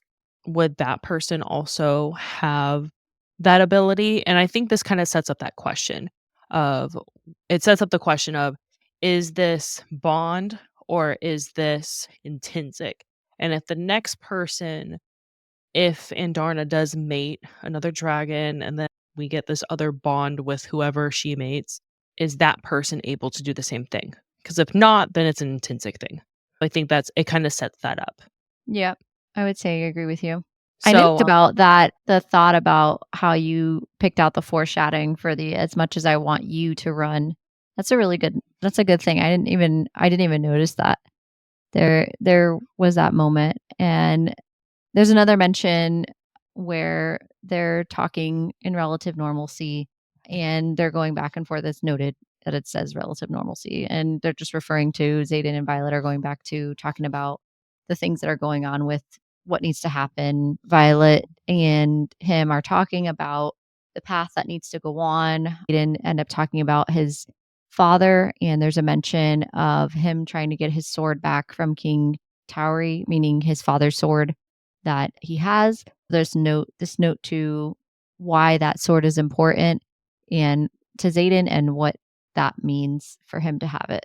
all 3 of the highest houses in Tyrandor are also present. We have Duke Lindell, Llewellyn, and Xaden. Violet also makes a comment of Melgren's likely thought of getting rid of everyone and just having a clean slate and not dealing with all this bullshit that I now have to deal with. And Xaden states, killing me isn't required to annihilate the Tyrish aristocracy. So does this also foreshadow if Xaden's gone, Bodhi is next in line? Because if Bodhi was next in line, then he wouldn't have needed to marry Violet to make sure Tyrandor is safe, unless Bodhi is Venon. Unless Bodhi is one of the ones that changed at the end. Because Tyrandor would have been safe with Bodhi. He trusts Bodhi. Bodhi's essentially his brother, right? So unless Bodhi was one of the ones that changed in the end to save Violet, to save Xaden, he was throwing up, who knows, which we'll go into Wait. further What are you analysis saying later there. exactly about the end with the wedding? What? You know how Violet Xaden marries Violet, right? And she has a ring Yes, correct. to theoretically secure Tyrandor from him and to make Possibly. sure Tyrandor is safe with Yes. someone that he trusts, not someone that King Tori trusts. Right. But The only Bodhi, reason you're saying the only reason that he would want to do that to protect Tyrandor is because there's nobody else if Bodhi because falls. if Bodhi falls, but because he's saying here, killing me isn't required to annihilate the Tyrish aristocracy because Bodhi's alive. Bodhi's a relative. He would take the throne. But if Bodhi is also going MIA Or with Venom. Xaden or because he is Venon, he wouldn't be available to take the throne, leaving Violet being the person that has to do that. Shit. So It's I think Bodhi. this could be a little bit of foreshadowing here. There's a lot of different theories. I have a couple of different Foreshadowing. theories. There's a lot of different theories, whether it's Bodhi, whether it's Garrick, whether it's someone else. It does make sense to why Bodhi's throwing up because Right. he's like his signet is to reverse signets. I don't know how that would work as Venom too. What that would even look like. And that's his first signet. So he's likely hiding his second one from Violet because he makes the comment, "Oh, I don't have a second signet, just like Xaden." But we know Xaden does have a second But signet. Bodhi It's probably doesn't intrinsic. know that Xaden No, he does. doesn't. Rebecca's writing that because we know that Xaden does. So clearly that is Yeah. like he doesn't have one, like Xaden. Wink, wink. You know. Mhm. There's another mention of Violet saying, "You made it.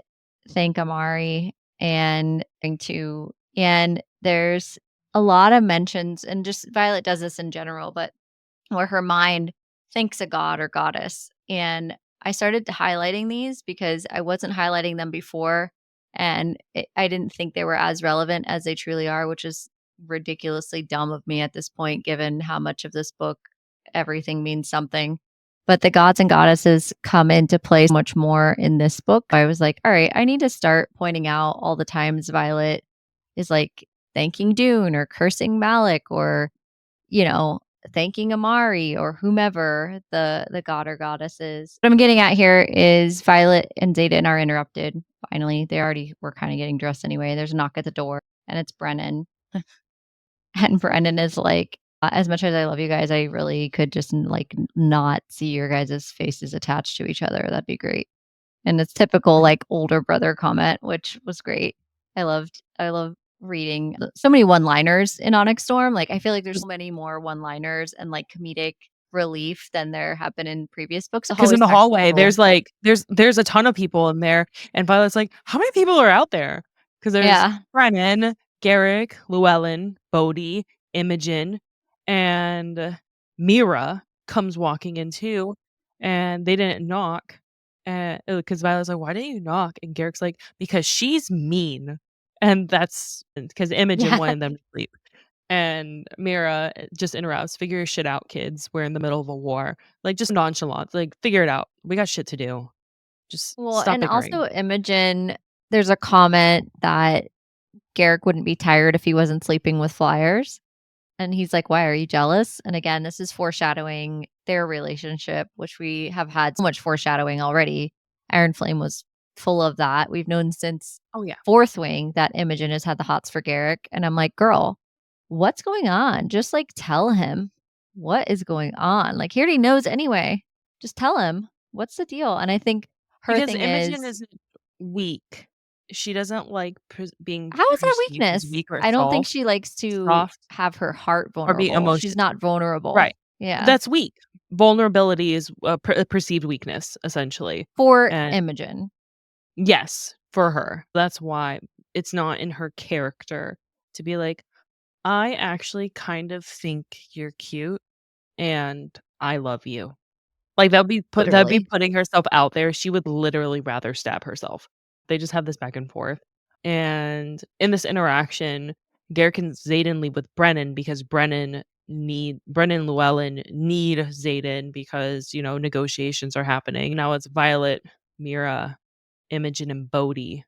Sometimes this gets confusing because so many people walk in and so many people walk out. You have to literally track who is talking because there'll be a crowd of people and not everyone's mentioned at the same time of who's Mhm, and you there. can, like, for all the people who are there too. Exactly. It's like, "Oh, right, he's there." Violet asks Mira if she's figured out how to alter the runes yet before she demonstrates how she actually tampered the runes. On the disc, there are 3 different runes that she put on the disc, which are the warmth, a heating rune, a levitation, and a sound shield. She essentially had someone who is able to wield plants, which is Kylan. He's an agrarian. He's known as Battle Axe in Iron Flame. And he disrupts one of the runes, but the other 2 are intact and they're still able to produce the magic that they are meant to do.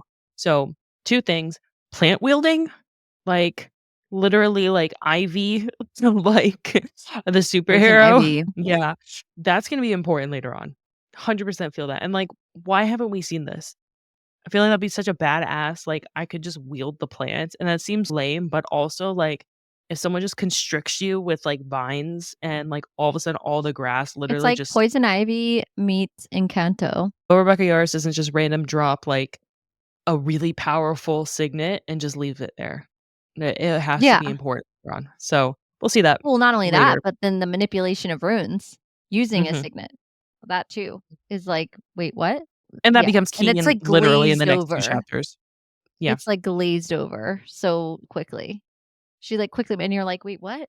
What did I just okay, I'm just gonna keep going here for the vibes. Alright, sounds great." With This you. is essentially her plan B, though. Like, first plan is the Cenarium will make the right choice. I have faith in the leadership, which we all know is a bad thing to do, is have faith in Yeah. leadership because they won't always make the right choice.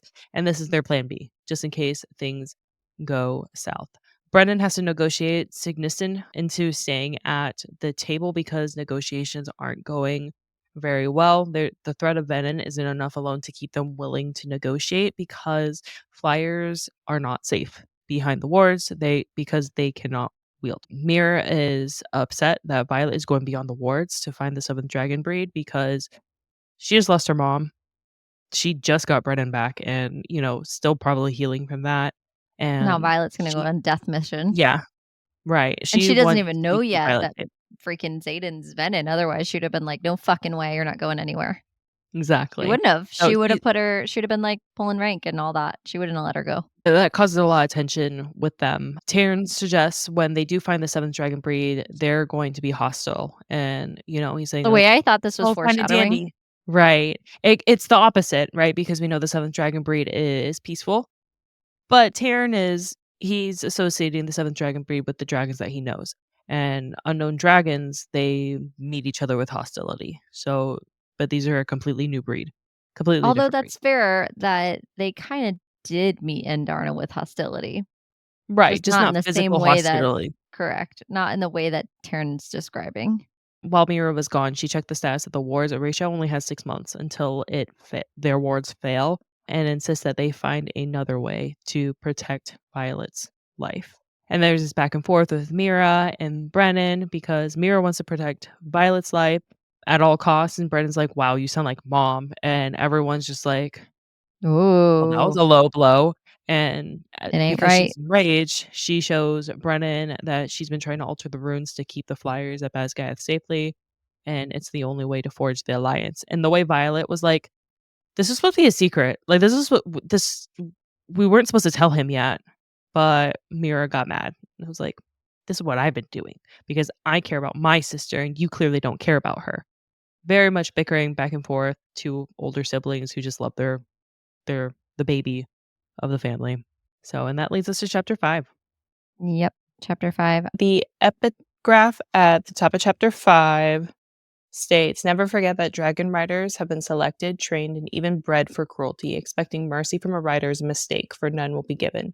This is chapter 1 from the Tactical Guide to Defeating Dragons by Colonel Elijah Jobin. Here, from the Flyers' perspective, we're kind of re-emphasizing that riders are ruthless, which we already know riders are ruthless in the face of an enemy, but Flyers are no longer enemies. Well, for most of the riders, the Oration riders, Flyers aren't enemies, right? But there's still this divide between Oration Navarian riders. Some see the Flyers as enemies. There's still treaties that are trying to happen. From the perspective of Flyers, the riders as enemies are ruthless, but we know that's not exactly true. Yeah, and it brings us to kind of the complications of where we are at the beginning of this book is the Oration riders now, which are a thing, and the Flyers have kind of already settled their differences in Iron Flame. Mhm. Whereas you haven't had that experience for the Basgiath riders that stayed or anyone who's at Basgiath in what happened before the battle. They basically view all of them as traitors.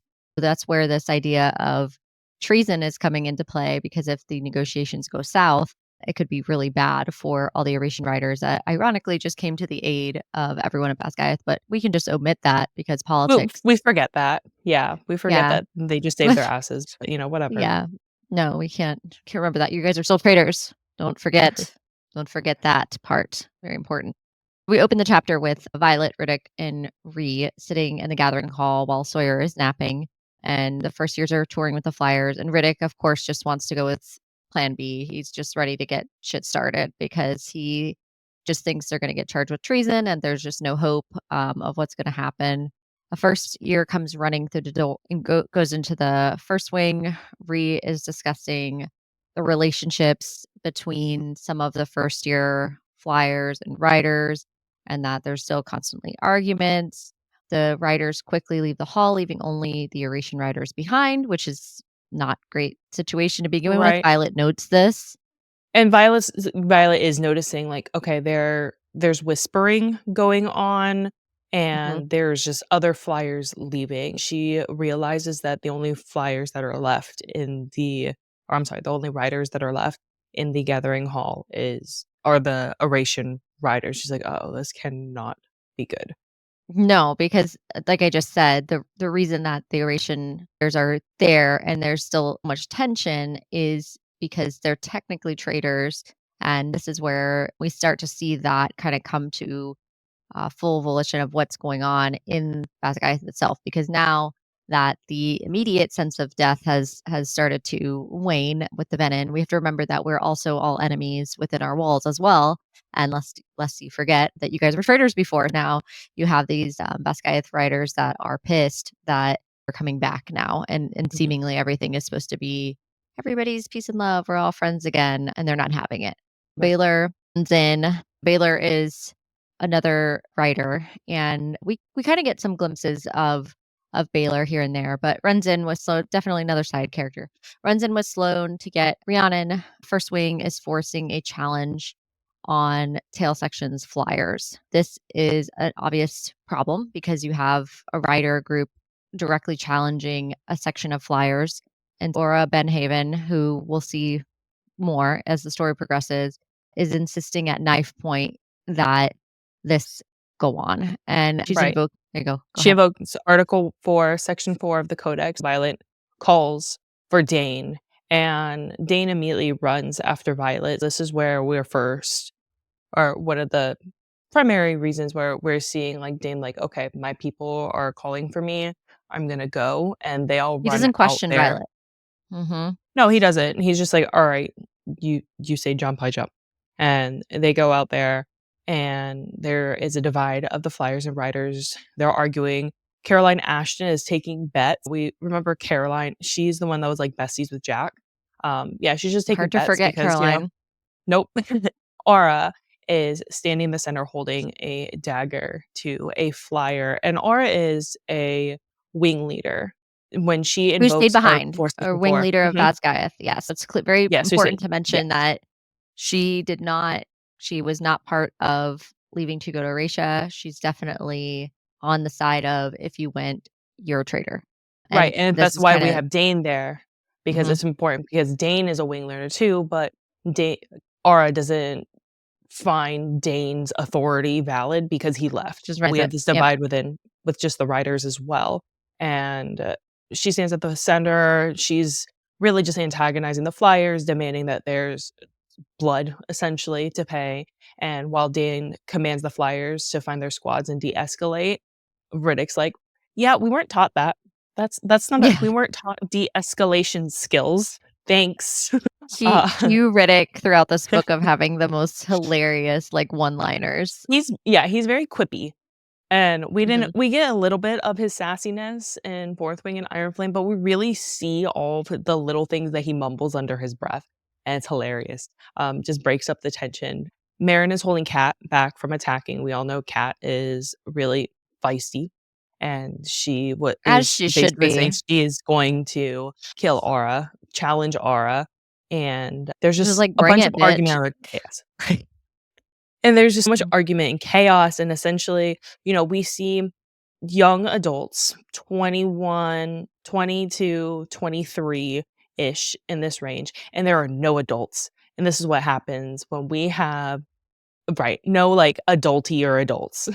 Basically, no adultier adults are in charge, Yeah, the and preserves, etc. Yeah. they're all gone Mhm. right now. They're just chilling, and this is what happens when 20 to 23-year-old weapons essentially gather together. They tend to go at each other's throats.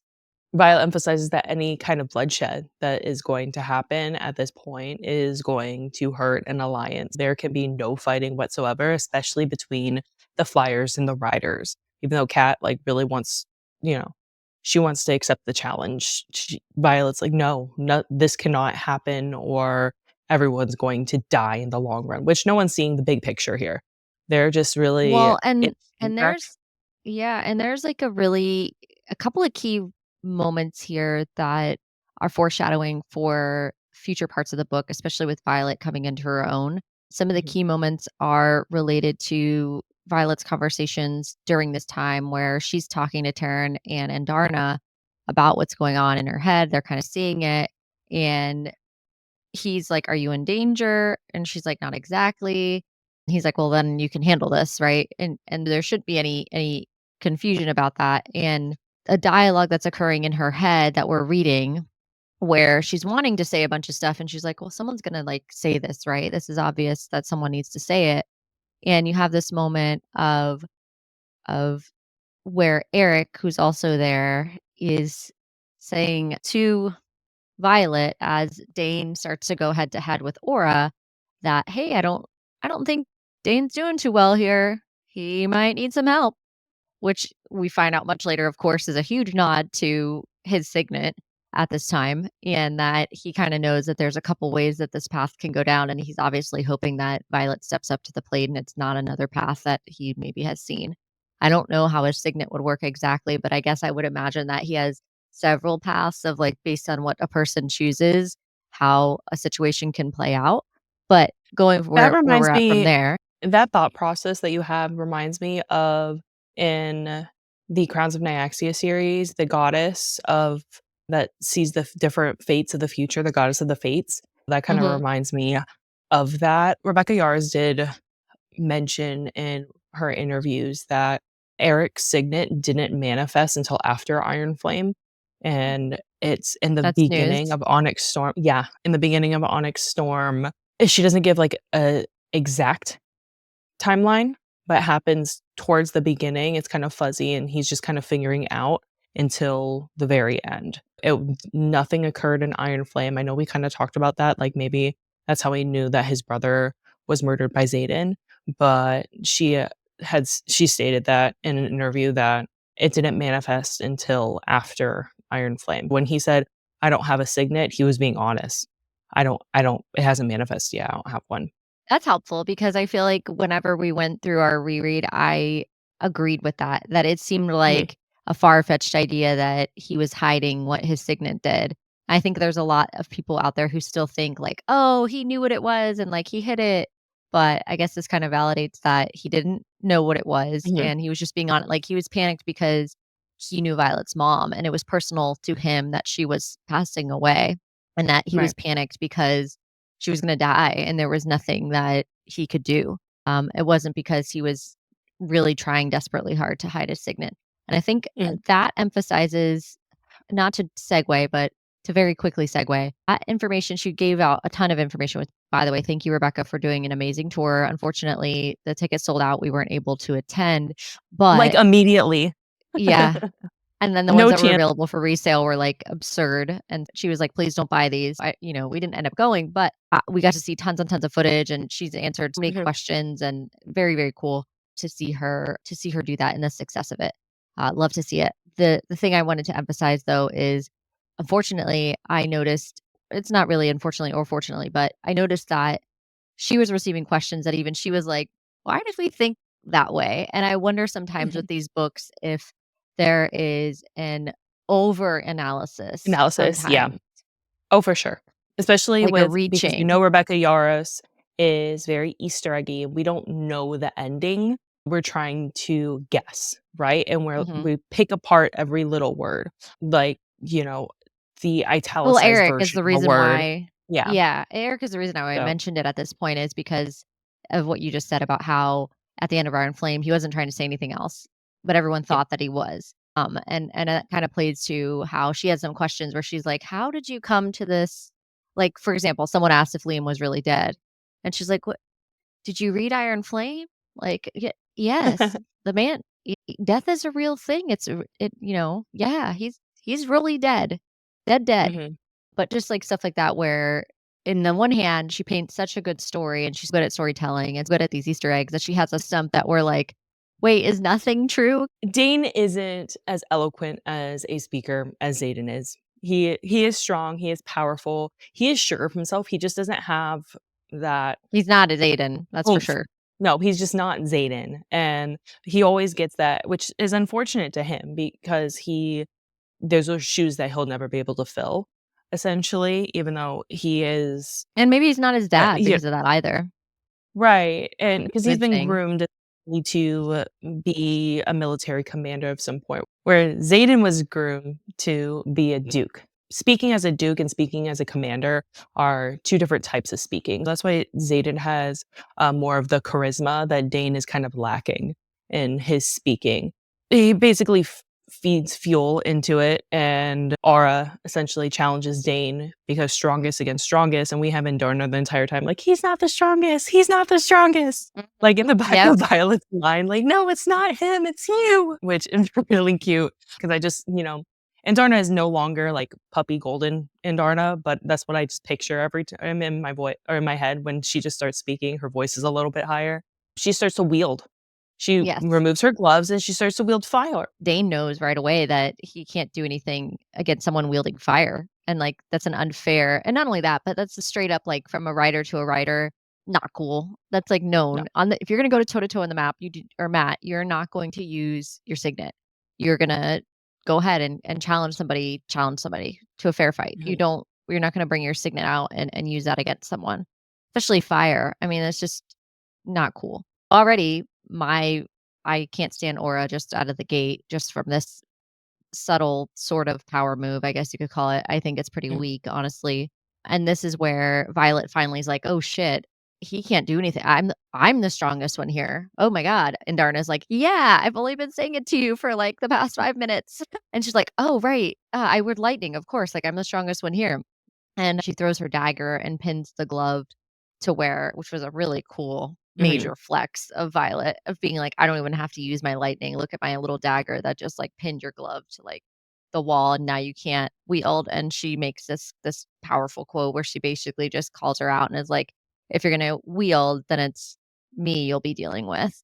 And, the color kinda drains from Aura's face at this, and it's like, "Well, I mean, this is your own fault. Not sure why you're worried Right. about it now." And I think a lot of what Violet struggles with is to be the most powerful, you're likely going to have to lead.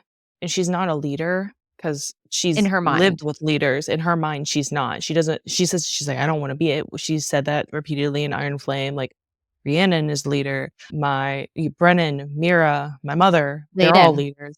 But I'm not. And I'm here just we kind of Violet. have Mhm. Indarna just being like, "No, it's you. You're the leader. You're the strongest. You need to step up." And she kind of has to own that more, and we see that more throughout this book because this is her journey, not Violet in Basgaia, but this is like Violet's journey as she has to lead to find the cure.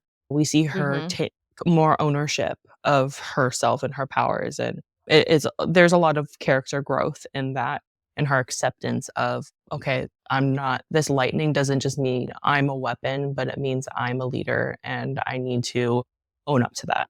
I think it's kinda symbolic of this is truly, like, Violet's coming of age and coming unto her power truly, and recognizing that she knew that she had one of the most powerful signets before. She also knows that she has 2 dragons. I mean, these are not new things, but I think it takes time for Process. you, yeah, to process, to understand, the truth behind that and what that really means to step into becoming a leader and identifying, "Oh, shit, wait, no one else is oh, I'm supposed to say something. I'm the one that's supposed I'm waiting for someone, and the someone is me." Truly see that, which is pretty awesome.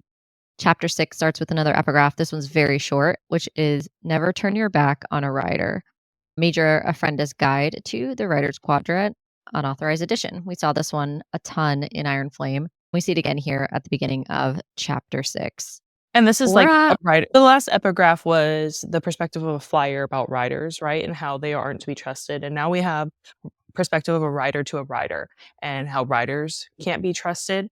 And that is very thematic throughout the book. You never know who's searching for power, who is going to kill you, who wants revenge for something.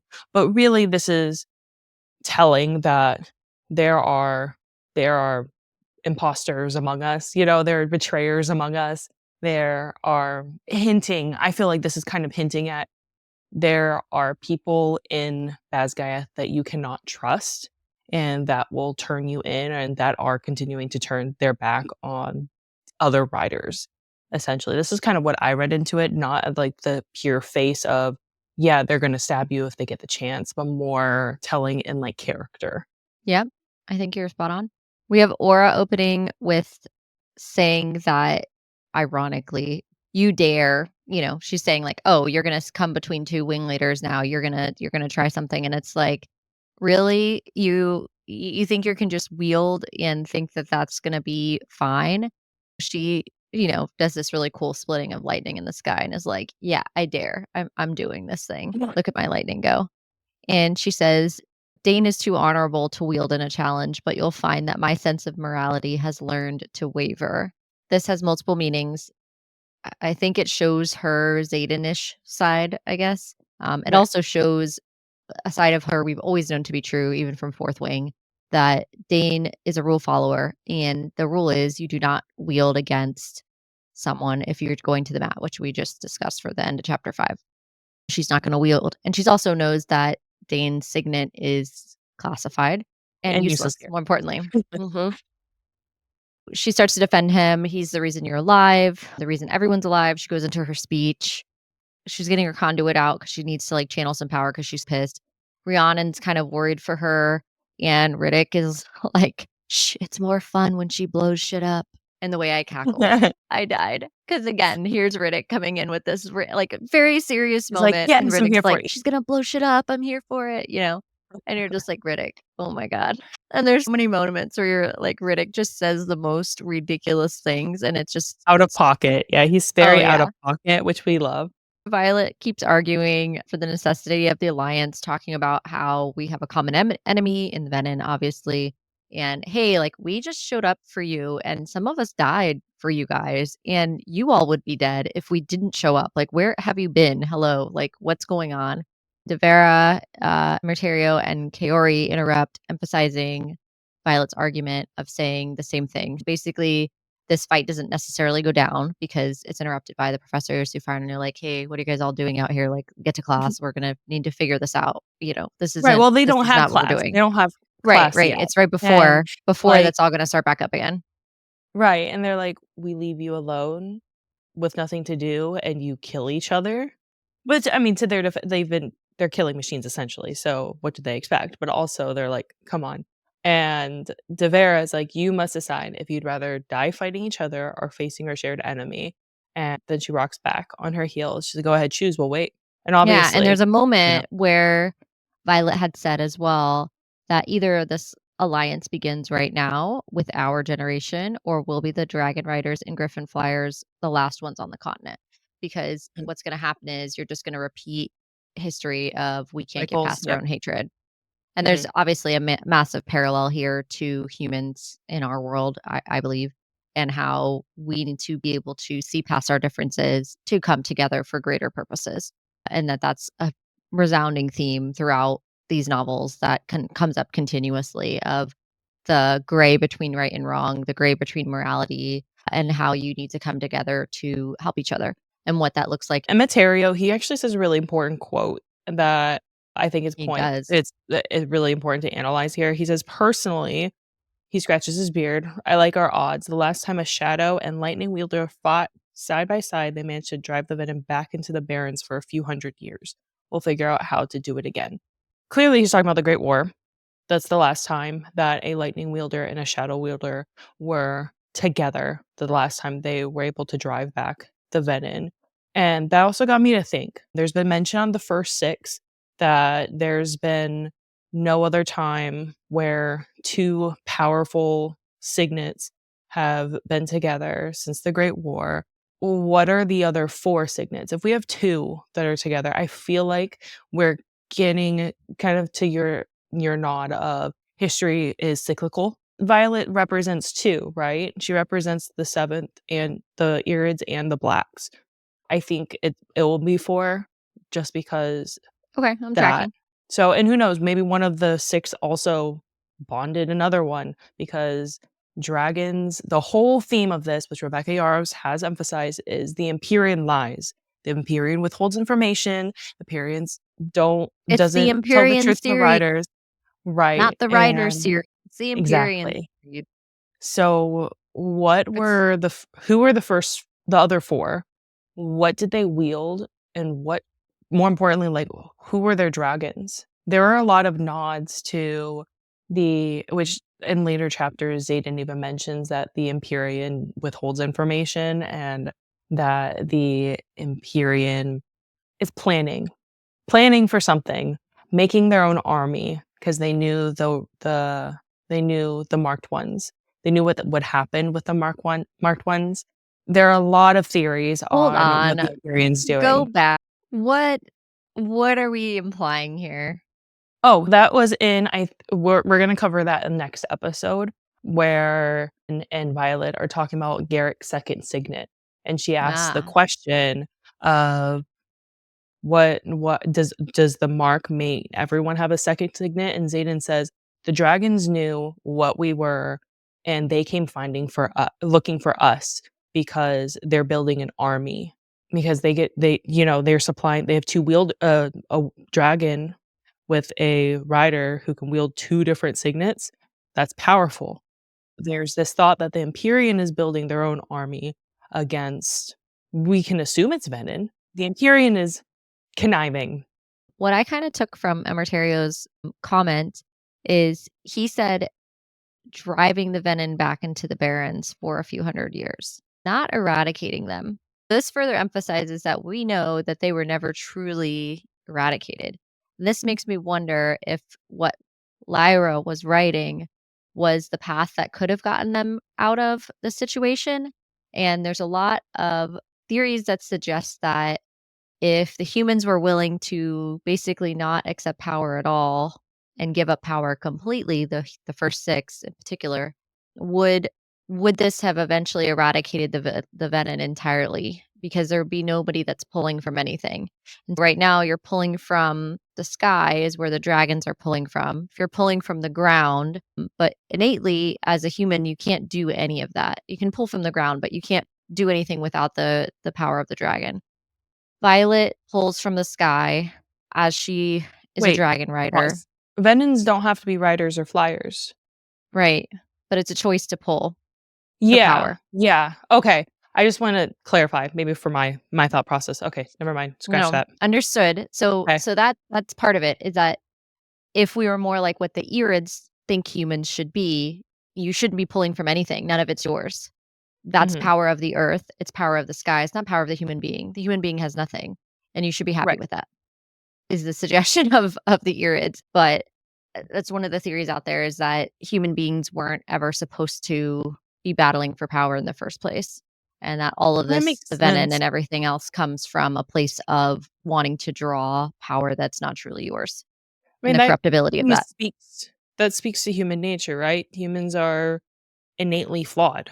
We're flawed people. We're inwardly driven people who just want more. But that theory does make sense. I see it. Yeah, and So, so curing the Venom would have been to go to their aid personally as a human without bearing power, instead of fighting them power versus power, saying, "Hey, we're gonna cure you. You can't pull from the earth anymore." I think Jack's conversation later kind of gives the Venom side of that, of whether a cure exists. And there are a lot of theories on that in Jack's conversation that Violet has with Jack, which will be in next episode. Yeah, but I wanted to just Yeah. emphasize that what I saw of Emertario's specific words here Mhm. is that he said, "Drive back to the Barrens." Nothing about a cure, nothing about anything other than we basically need to do the same thing again because we don't have a way to get rid of them. There's no known cure, there's no known way that we get rid of them. And this is a professor speaking to the masses. It's essentially saying like, "Hey, I don't even think that we can beat them completely if the first six didn't or the Great War didn't. We're just gonna have to drive them back again." That's what I took from this. And so that's kind of deflating. I felt like it did the opposite, but maybe I drilled too far into what he was saying at the time. Well, if you think about like the Barrens, it's supposed to be a place that doesn't have any life. It's sucked all the power, or they've sucked all the power That out we of it. know So of. by driving them back to the Barrens, you would think essentially they would starve themselves to death. Ultimately, obviously, there are ways that they are able to get power, which might speak to their immortality, which has kind of been hinted at as well. What the cost is in terms Yeah, of Theophany their blatantly soul, says that later. Mhm. right? Yeah, I mean, I wouldn't they don't know anything about the Venom. Like, they're just now figuring out, "Oh, wait, they have signets." These Venom have been around for how many centuries, and we're just now finding that out? And not only that, but we can't trust anything the professors say either to a certain degree because Emertario is going off of knowledge that is not like the Flyers have more knowledge than a lot of the professors of Right, Badgaya. because They don't Markham has they've redacted, like, half the shit so that much they information. need. You can parse words here and there and decide to focus in on things, and you have to remind yourself that the knowledge that is known in this world is limited because basically the book banning has been blatant that the information that they actually know is just not the correct record. They're kind of building it Yeah, off of what they think they know. That said, right. Violet still says in her mind, Xaden and I are the first of our signets to live simultaneously since the Great War. She asks herself this question because she's taken aback by what Amarterio says, that she can't believe that that's true. Well, She's and kind blown of away by like, this. she always thinks she's like, "I'm just Violet." Like, we just talked about her, like, not owning leadership. Now she's realizing, like, "I'm not just Violet. I am I am powerful," which we know she is, but it's more of her having that realization of coming, remember where she started. She didn't even think she would survive. And, parapet. And now we have her, she is destined to live alongside and, fight alongside of another of the most powerful signets that ever exists. It's kind of just like her A little bit heavy. processing all that information. Yeah. Like, I'm not just But Violet. I can't just be here for the vibes. nope, not anymore. She's kind of thrown into having to forcibly step up to the plate, which is Mhm. great because you never want somebody in power who wants to be in power. You always want it Right. to be someone whose power has been thrust upon her. And she's like scrambling to try to figure out how she takes hold of this. But she does fairly well because she's already plotting, which we saw with Mira. She knows that she has some leverage and she's smart. I mean, she's very, very smart. This is something we've always throughout our coverage of the series respected about Violet is her ability to understand something quickly and be adaptable very quickly. And I think it's Mhm. saved her life countless times. Here, the classes begin in 24 hours. The professors are all like, okay, battle briefs at 9 a.m. Like, we're done with hanging around. You guys clearly can't handle it and you need the structure, regardless of whatever the agreement comes to from the players that be. You guys are all expected at class. Everybody. Mhm. Go ahead and sit with that. They all like walk out. Everyone leaves. Three professors walk toward the Iron Squad along with Brennan Llewellyn, the person, not the place, Xaden, and Mira. And Kat makes this comment to Violet in this moment where she says, I can see it sometimes why he chose you. Nice speech. Took you long enough to step in, though. And it's funny coming from Kat because it's funny because I actually like Kat a lot. We've talked about this in previous episodes, but also like your point earlier about Xaden being groomed to be this type of leader was Kat.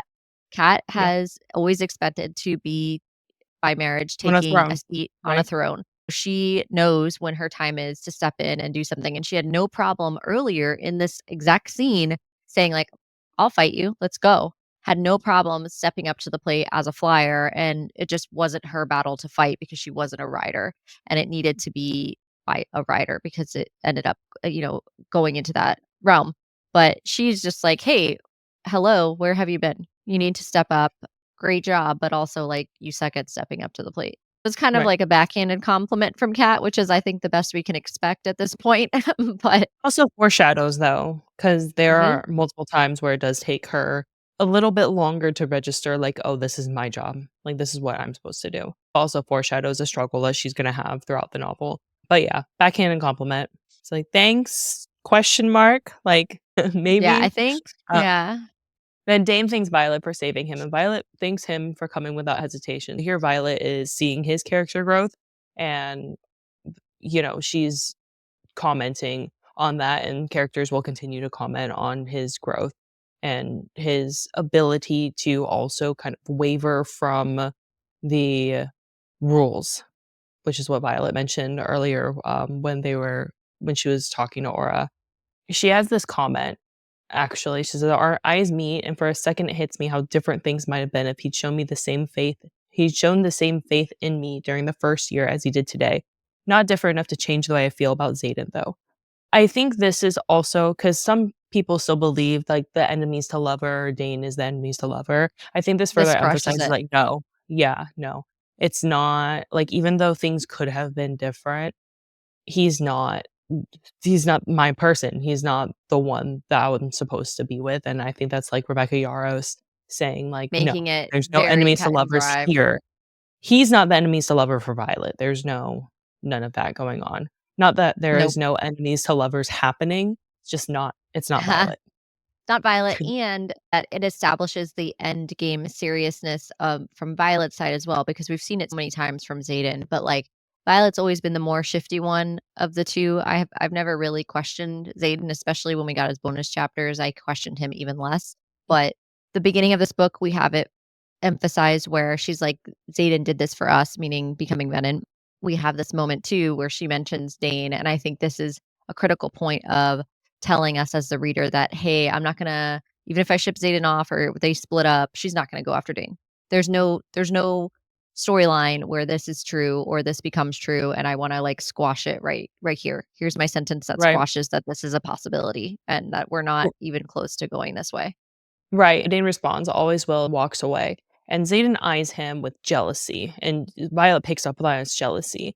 And at first I was like, is he reading his intentions like there? Or is Xaden really realizing like my relationship with Violet isn't going to be normal from here on out? Like kind of inwardly reflecting, like I am not, because of what I am, because I'm Venom, my relationship will not be a normal relationship, which their relationship was never destined to be normal. No, the But here I just simplicity thought it though was of what they had. right. At first I was like, is Xaden reading Dane's intention? Does Dane have more greater intentions here than just being there for Violet? But then I think it's more of Xaden being like, oh shit, like, I will always be here for Violet, but there are times where I literally cannot. I can't, just because of what I am, and I have to fight that constant battle. The remainder of the squad leaves besides Eric and Violet to speak with leadership in the gym. Eric guesses that Halden complicated negotiations. Here's where we're getting kind of like his precog, right, abilities. And Halden rode in with his company that morning from the Western Guard. Llewellyn emphasizes Eric's secret is safe, meaning his identity, because Halden Right, being we're there, referring to his which they will identity. recognize, right? People As that were yeah, trying to find out, like, "Oh, he knew his signet." I'm like, "No, he's talking yeah, about the fact that he's the prince's or the king's son. He's a prince, not anything yeah. else. He doesn't And he Halden doesn't being know that." there, right? He'd get in a Right. lot of trouble. Lots of trouble. Oh, And we get a lot of this precog signet here. Eric emphasizes that Violet would be a great politician or maybe general, definitely nobility. Here he's saying like, oh, you can be this or this, but I know you're going to be nobility, meaning nobility as in I'm either marrying Xaden and taking, you know, being the Duchess of Tyrandor alongside him, or just not owning Tyrandor, but like ruling Tyrandor without him, which we kind of get a nod to at the end of Onyx Storm of how that is going to play down or go down. well, So and getting a lot Xaden of that. responds. Yeah, Xaden responds to Eric here, and he's like, "Yeah, with that speech, at least a duchess." So you can Yeah. already see his wheels kind of turning of how serious he is about Violet, and that there's And how no long with this. ago did he start this plan? Because Eric and Xaden had this plan throughout the entire novel. Did they start this here? Because there are I times where think that Xaden just Eric kind and of him had to have disappears. met. Yeah, I think they there are had to have definitely met on times. their own. That because again, So this is from Violet's perspective. It's only what she knows of different things. And so I think there's definitely a lot of conversations that Violet is obviously not privy to and things that go on behind closed doors in different situations. There's a lot of moments where Violet and Xaden are not together in this book. There's plenty of times that because you're not keeping track of where Eric is at all times either, because there's so many other distracting elements within this book that there could have been many times that Xaden and Eric had an opportunity to talk, or Eric was like, I need to talk to such and such to figure out I need help with this. And he doesn't, it's a risk for Eric because he doesn't know for sure what Xaden's going to do, but he must see enough to know that Xaden would be helpful to him and knows enough about Xaden's situation that it's kind of like, if I go to you, I know you have a secret too, but here's my secret and it could get me killed. I don't So think I don't think Eric knows that he's Venom. He's not you one don't of the think ones Eric that knows? know Well, but that would he Xaden's know by Venom. being a precog? Right. Okay, Because maybe the yeah, only reason he probably. would tell Xaden anything about his signet because because he is also not going to know that Xaden's intrinsic. Why would he tell Xaden anything? And knowing that what Eric's signet is could get him killed. Right. Right, like, I know a truth that can kill you, and you know a truth that can kill me. We're Can you gonna just trust me in this moment Yeah, and let's have a conversation type of situation? Otherwise, there's no leverage. Eric wouldn't risk himself to go tell Xaden anything because he could risk dying. He needed to right, have something on Xaden to be able to have those conversations. I think either he figured out that Xaden has an intrinsic signet, or B, that he's Venon, or both, and was like, I know these things that I shouldn't know, and I'm going to need you to trust me to go with this. And you're the last person. I can't stand you. Here I am anyway. I don't mm, know if that's what happened, but it kind of seems like there could have been opportunities where those conversations occurred. right. Brennan tells Violet and Eric of the negotiations Halden is going on the quest, and Eric guesses that they think the squad is going to lead them either to the Isles or north. So those are the two options, either north or south. Tanner and Darna sense Violet's feeling towards Holden, and the disgust Taryn has is like, really, really, who is this Holden character? Yes. And Darna is like, we'll just kill him if he makes you uncomfortable. It's like you cannot kill the princeling. Our allies. Come on, girl. She's like, just this Right. one time. Tastes like chicken. Like, she just doesn't care. She like wants she's violent. Which is funny given her family that we meet. And she's like the most violent thing. And her family is just like, we are Irids. And that goes over the nature versus nurture aspect, right? Because Irids are like peaceful, but she wasn't raised by Irids. She was raised by Taryn and Sigale, who are ruthless.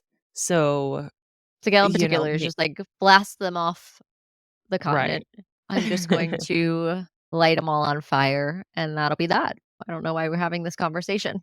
It's just brutal. And Llewellyn tells Violet the negotiations were a success for Indarna's demands. So specifically just Indarna's demands. As they discussed 4 of the 5 demands, Captain Grady is going to lead the quest squad, which was set before, there's no getting Poor around that. Captain Grady. There's a but also he sucks, not poor Captain Grady. RSC. Reminder, who is Yeah. Captain Grady? Yeah, He for was a RSC, professor. led Hmm. the interrogations. So and we know the interrogations aren't just questioning, it's basically, you're being abused to get information, and he was in charge of that, even though he isn't even Overish and Markham were the ones that were directly tied to Violet's ultimate abuse in the end of part 1 of Iron Flame. Grady is still played a part in a lot of that because he is the RSC professor that introduced the interrogation methods. He was a part of the initial interrogation. So, yeah, we don't really trust him a whole lot. That was his job. He didn't take it overboard in terms of like treating her differently than the others, unlike Barish and Markham.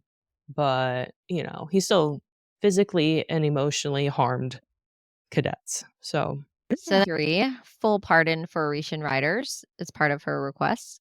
Number mm, 4, and Diana will not submit for examinations. So this is a big thing because she's the 7th dragon breed.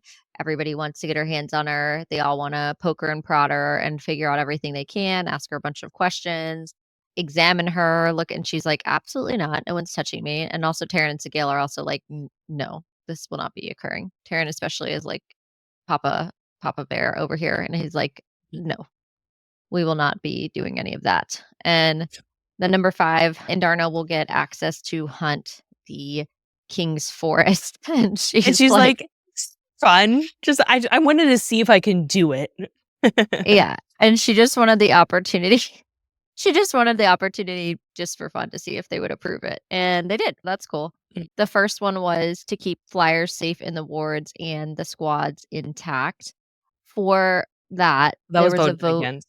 Yep, 6-1. It was voted against, even though Mira demonstrated manipulating the wards. She demonstrated the ability to like, "Hey, look, I am able to change a rune by tampering with the element that it is imbued on." And they're just like, "Nope, you're not touching our wards just in case." The alliance Right. So failed, meaning, obviously. and this tempering was to show that you could basically remove a ruin or temper the wardstone without affecting the whole. and because the other items are still able to work. The thought would be you could do this on a much larger scale because look, I've just proven we can do it. And this should make everything safer for the flyers to stay. They're able to wield and still feel safe and not have everything taken from them. And they're like, absolutely not. No, you're not touching our Wardstone. And that's not going to happen. The Alliance. I Go do ahead. get I do get that because the Yeah, the runes risk. on the Wardstone, they don't know what they mean at all. Like, no one knows what those are. Those are ancient. And they're like, if you mess it up, then the wards are down and we're all fucked. I get it. I do get that. Obviously, Violet's pissed. Like, what do you mean? I told you I could do it, but there are a lot of variables as And it's well. risk. It's risk that they're just at Yeah. this point, especially, I mean, granted too, they've only been a couple weeks out of a major, really terrible battle. This is the only area that's technically safe at this point, and they're just unwilling to run that risk. And I can't really totally blame them for that. I Mhm. It's too heavy a risk to be signed up for. And this is where you have that early 20s, rebellious, a little bit less risk. They're more, you're at the older level, they're Untouchable as well, like, yeah, they because process they've risk they've differently. survived. Yeah, Yep. and they've survived Mhm. through so much, they're like, "You can't fucking touch me. I got this. I know what I'm doing." For you. This is where earlier Riddick was like, "I'm ready for treason," because this is the treason that they're going to do because this has failed. They want to give Mira the chance to present and Brennan the chance to argue that this is an option to save the treaties, and they didn't take it. So next step is doing it themselves. And Brendan here emphasizes that treaties take time. The flyers are safe in Oration. Hopefully, Queen Mariah can force her nobles back to the table to negotiate at a later date. So, and that's true. Politics do take time. It doesn't happen in a day. It doesn't happen in a week. It takes weeks, months. Sometimes it takes years to establish a effective treaty. So, but Llewellyn congratulates Xaden, saying his father would be proud. And that kind of leads into the tough conversation that Violet and Xaden have alone because everyone leaves because Xaden has news to tell Violet, and Xaden explains he won back Tyrandor and his seat on the Cenarium as condition for the pardon, but he doesn't want the throne due to what he has become. Here is where I believe after this moment is where he starts like not conniving, but making plans with Eric because he has the throne now. He's like, I don't want this at all. I know what I am. I know it's going to be hard to control what I am. And he says his father loved Tyrandor most, only thing he loves more than Xaden. He knows his dad, who knew what the Venon are, now would have a son who is a Venon and on his throne, would be beside himself of this You wouldn't have information. it. He'd kill Xaden Mm-mm. ultimately, or figure out how to make something else occur. Right. Maybe banish him, who knows what, but he wouldn't be happy about it. There's And an emphasis here where he's saying, swear that you'll sound the alarm if I go too far, even if it's from me. I want you to be safe. they'll And keep he's it safe. begging her. There's later on, like there's this here he's referring to Tyrandor as keeping it safe. Mhm. It Whereas safe, yep. later he refers to in the end, like keep her safe, referring to whatever it is. We presume it's Tyrandor as a her, as a she. There's this difference. Is this fishing? Is this actual? There's a distinction between who is Tyrandor or what Tyrandor is, and is there something else that Xaden wants to keep safe later on in the novel towards the end once he leaves? This has been noted that there's a difference in him referencing Tyrandor now versus him referencing what we think is just Tyrandor later on when he leaves Violet at the end of Onyx Storm. So I have some thoughts. We'll get there. he also says the only solution I can think of is you. Obviously, hit her being not just like the safeguard, but obviously becoming Duchess, which has already been hinted at and which will lead to the end chapters. All this entire last part kind of foreshadows what's going to happen at the end of Onyx Storm. Yep, it sure does. And Mhm. the way, like, my reread of going through this again, because naturally I read the whole book. I was like, "Oh, shit, I gotta go back and reread this thing because there was just much." It's there's a moment at the end where Violet being Violet, is only taking in certain parts of the conversation, and she's still stuck on, "Oh, wait, he's the Duke again." There's an entire province depending on Xaden, and this is driving her even more to go and find this cure. It's just she's only half listening, and it's always kind of showing me still, especially on a reread of like Xaden's like one step ahead. And he kind of always has been. He's always had to be, especially even in Fourth Wing, just with his signet, but also due to his requirements from birth, where he needs to be to protect the rebellion kids, and later in Iron Flame, the requirements that he had. And just it kind of builds where you always see Xaden kind of trying to figure out the next thing that's ahead of Violet because he just has more information.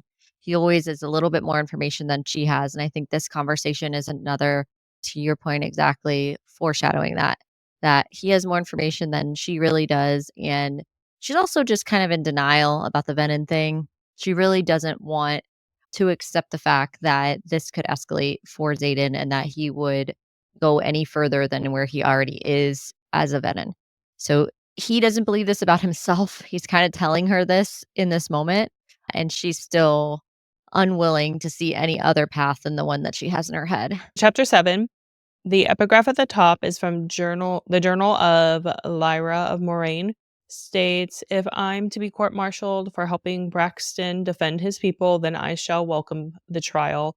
All who channel from dragon and griffin alike should flourish under the wards, and now Oration will be the haven should one of the others ever return. Here, there's a couple of things going on here. Here, Lyra believed that obviously everyone should have the protection, not just riders, but flyers as well. They should be protected under the wards. She establishes that Oration is the safe haven for them, which is true now. Like, Oration right now is the safe haven, but kind of, emphasizes that as happened 6 centuries ago. It's happening now. Also says Oration will be the haven should one of the others ever return. My confusion was like, what are the others? Are we talking about the other 6? Are we talking about a 7th person that never appeared? Who is the others here? And I don't know if you read into that or had some thoughts on that. My thoughts were that there's a split here, and they had a fight, and we knew that in Iron Flame, but I'm thinking that Yes. should they ever return and want to repair the relationship, that Basgiath has their own type of thing going on, and you have Oration where they're doing something else. And I felt like she was just saying, hey, if they ever want to come back, you can, not closing Mhm. the door on you. But there's definitely a conversation that I don't know if it means Venom. I didn't get that out of that line, if No, that's what I you're didn't referring get that to. either. Okay. No, I meant who the other, because we still don't really know the other 6 The others, yeah, we only at know all. one. Well, no, or the other 4. We know Lyra and Mhm. Warwick, but who are the other ones? Are these names And do we that know their have signets? we had? Lyra and Warwick signets? No. No, We don't even know what that's the their entire thing. si I know someone had to have been lightning and someone had to have been shadows.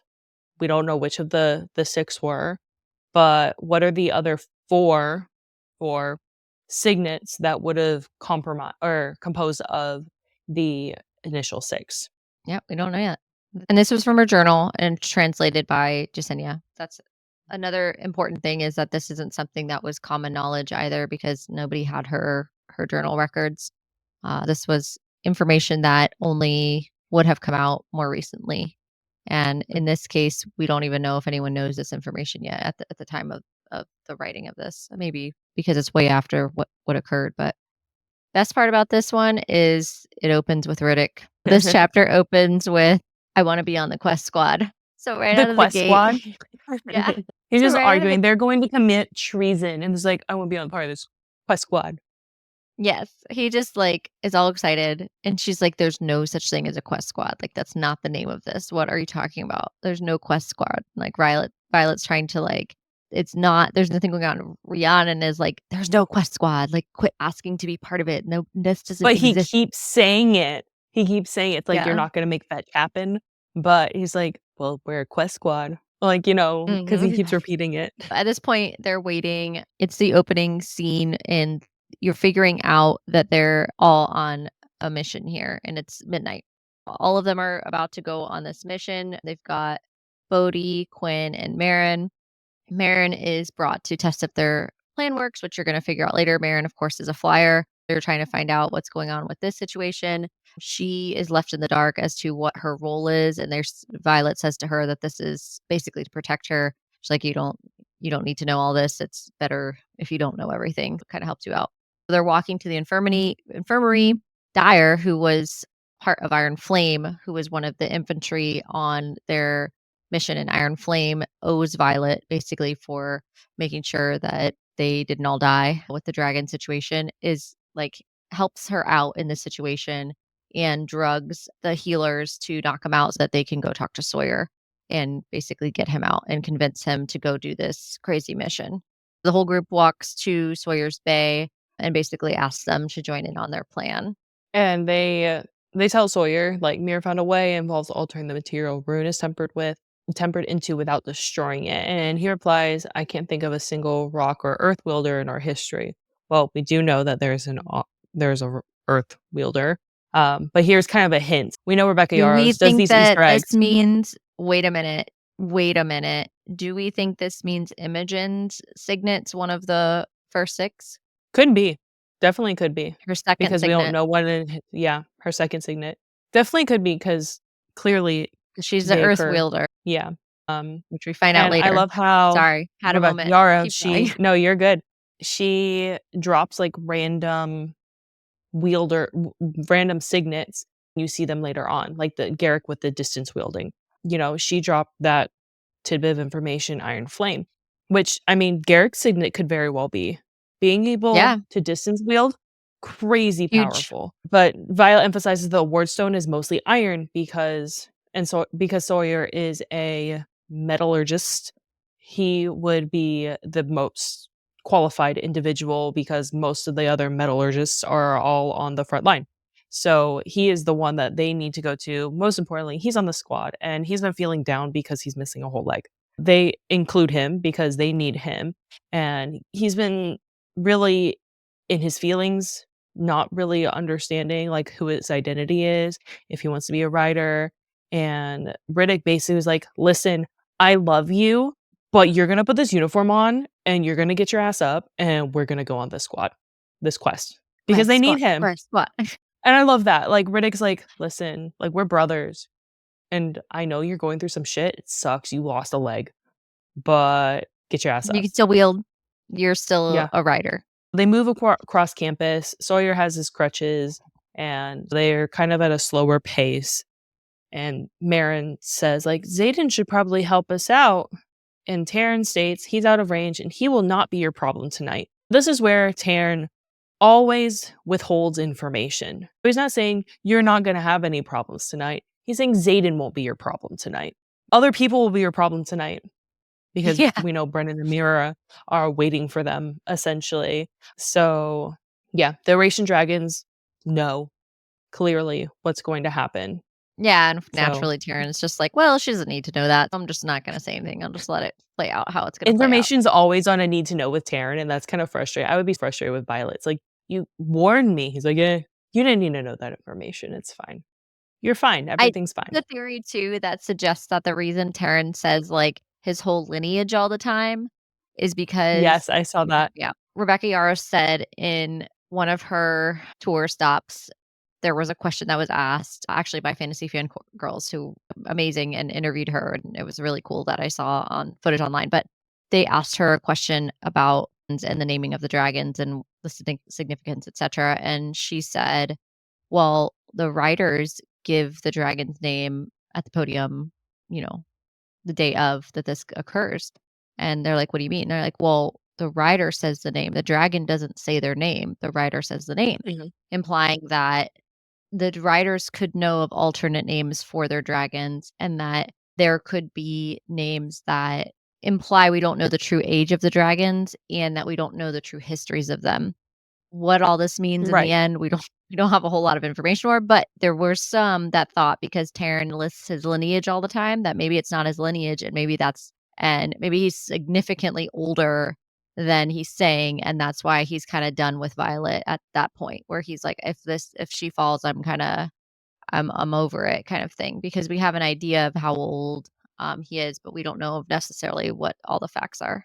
I don't know if that's true, Right. but then that was Because he's going around. middle-aged, which is, like, 150-ish. He's middle-aged. That we know of. So, yeah, that's what we assume. They think only 300 years, but you don't Been know. in We Darna's don't know. egg, We sat know there for nothing. 600 years Right. But before birth she starts at hatched. right. So, I'm not saying Neanderthals that age, there's of a lot. course she's not, but I'm saying it No. implies that they may live a lot longer than we think that they do, and that I buy Terran it. may know a lot more than he's Aaron saying that obviously he knows is. he knows Oh, more yeah. about everything than he gives off. Like, he could easily just say, "By the way, Mira and Brennan are waiting for you." You know? Yeah. Could That'd be just drop helpful. that tidbit of information, Would've been because they nice. are. They're waiting in the chamber, and, she tells Violet she shouldn't go through with the Right, because 'cause they're plan, on their way to the and Wardstone, of course, that's where they're right, going. They're on their way to the Wardstone, so they're and, at the chamber, and Mira's like, "Oh, hey, fancy "By the way, meeting I'm you here." here." Yeah. How is it it's always you guys? Whenever there's an issue, I just know. I knew I should have taken posts today. And Mira supports the plan because she believes flyers and riders should be educated equally. Brennan But also, she like, also kinda knew what steps Violet behind. was up to. She knew it was up Well, Violet was duh. up to by sending her on this mission, so she's Right. not surprised that this is what this was all about. No, Brennan appears. He's like, "So, I'm here to make sure that y'all don't fuck up the stone because clearly that has happened in the past and I know I can fix it and now this is a sibling thing. We're all gonna be a team together." Violet does ask Terran how the Empyrean feels about what they're about to do, and he specifically says, "You have the full support of the Oration riot." Always information, but Right, he's because like, I mean, I don't think because there is that divide, like there's that divide in Bazgayat, he probably didn't I mean, I would assume he probably didn't tell the other ones. It's like, "Oh, no," and she even ask says, for like, I forgiveness think this is later. right, there's a foreshadowing moment where she literally says, "Okay, so we're begging forgiveness instead of asking permission, understood." And that's another theme that we see throughout this whole novel of multiple instances of we're just gonna ask forgiveness instead of asking permission. And we're just gonna Mhm. keep chugging along and committing treason left and right. Hope that we get out of this mess and that it all Hope we works don't out. get burned. Yeah. Yeah, we don't die in the process. Right. And Brennan, he takes a lot of pride in Violet, and I love seeing that. I mean, Brennan and Violet were close before Brennan faked his death, and rebuilding that relationship has been difficult, and he's just like, "And to think you could have been wasted on the scribe quadrant." Realizing that because of her scribe brain, she is a phenomenal writer. Brennan directs the plan, essentially, of what happens, and Marin, her job is to wield. Sawyer is with Mira at the stone, and Rhiannon, Riddick, and Violet will touch nothing. They are literally sitting down, crisscross applesauce in a row, like you three sit and stay and do nothing. And if anything happens, Brendan's there to mend the Wardstone. There is a process. Obviously, this is very nerve-wracking because you don't know what you're about to do. You could majorly fuck up. I think Brennan in this moment too is like, if I'm here, at least it's not just these cadets. At least there's somebody that's of some level of authority here. If it all goes to shit, at least I can try to like protect my sisters in their stupidity in this situation and kind of deal with the fallout if there is any. I thought that was nice too of Brennan to be there for that part of it. Violet's kind of going through it with grief. She's really upset about the loss of her mom. She's having some moments with her and Ree where she's kind of going back and forth through some moments there. And there's a moment where they start to work on the first ruin, and there's a question of Riddick where he's like, they test it, Marin tests it, and can't wield anything. Riddick's like, kind of wondering what protection we just took off. Riddick's like, what did we just do here? Right. Which we don't know yet. Like, we don't obviously, that would be hard to tell because we don't know what it took off. We don't know what is able to get across the wards now A little that nerve that's wracking. off. Yes, which I think that will in the next novel, I think something We'll new find out what they will be able to happen. Yeah. Whether someone's we can able one can hope it's a good to thing.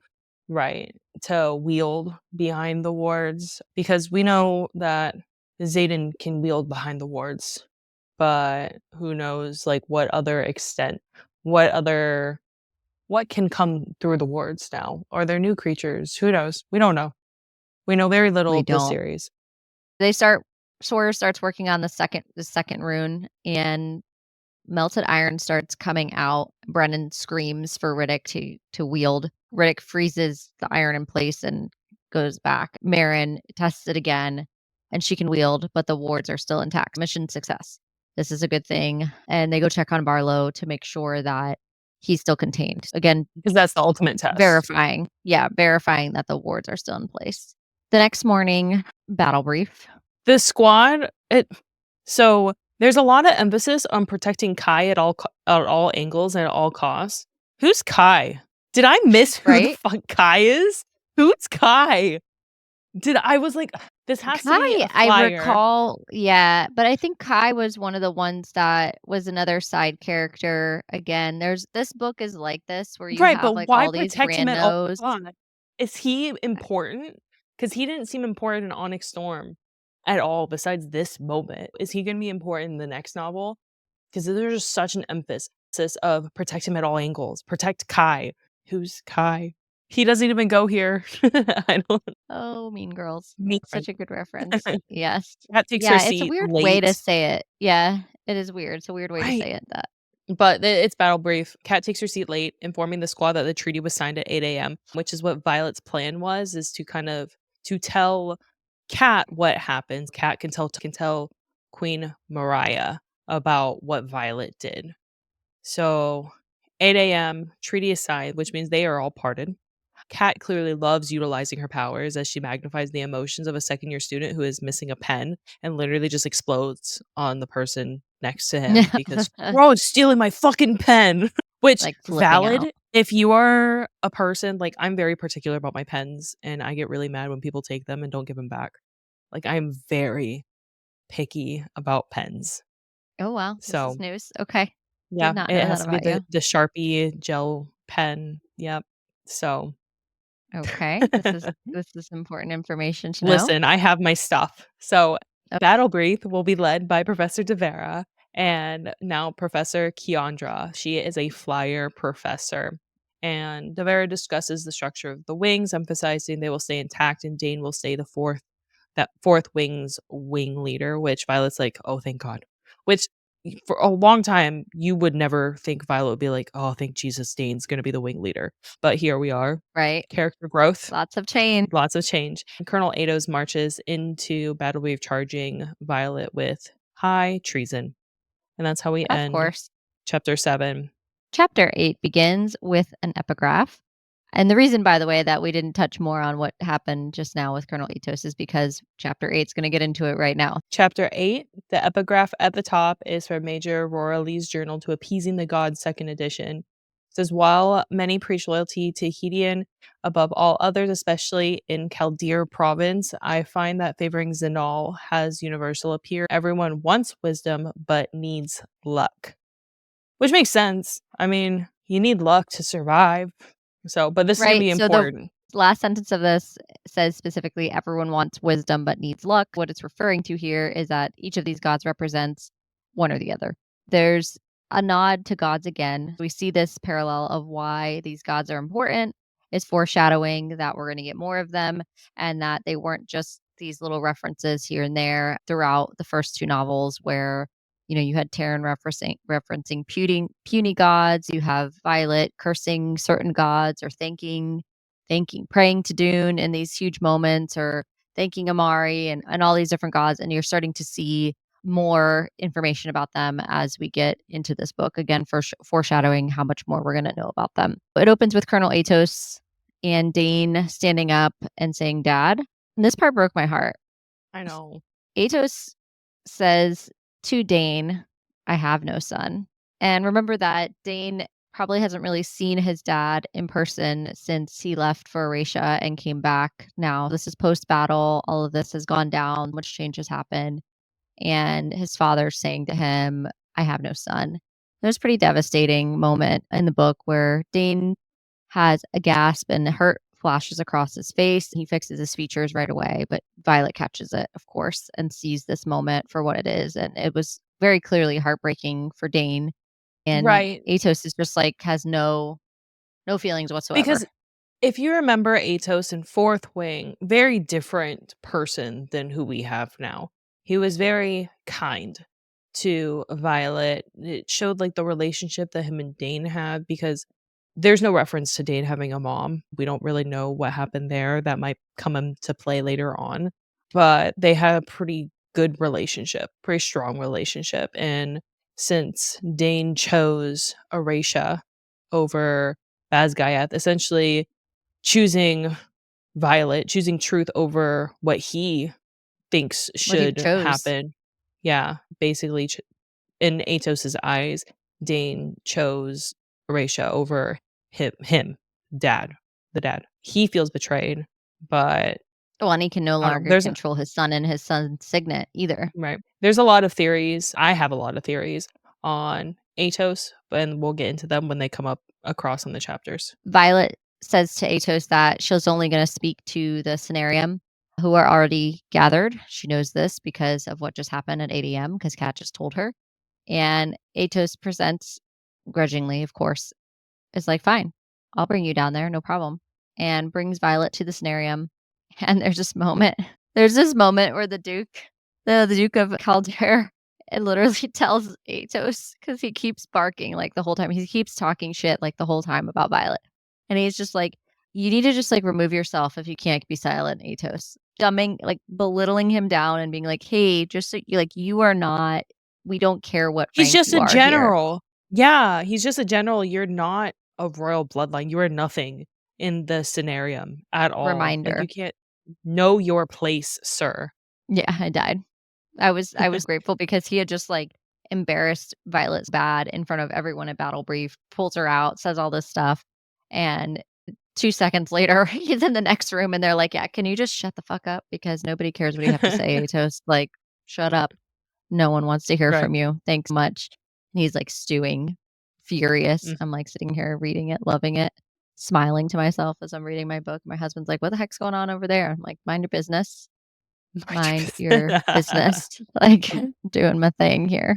So So the Duke go ahead. asks if there's Run it down. damage to the wards. 3, 2, 1. The Duke asks if there's damage to the wards other than letting the flyers wield. Since Barlow's still in the chamber and he's kind of like the measurement of that, the wards are still holding up. And Violet interrupts to save everyone for organizing a trial. He's like, basically, let me tell you what is going to happen, what I did, and how you're going to act. She takes full Oh, yeah. What's responsibility the for the important wards. key part in this moment is Xaden's in this room too, because now we know he's the Duke Right. and they're mind talking.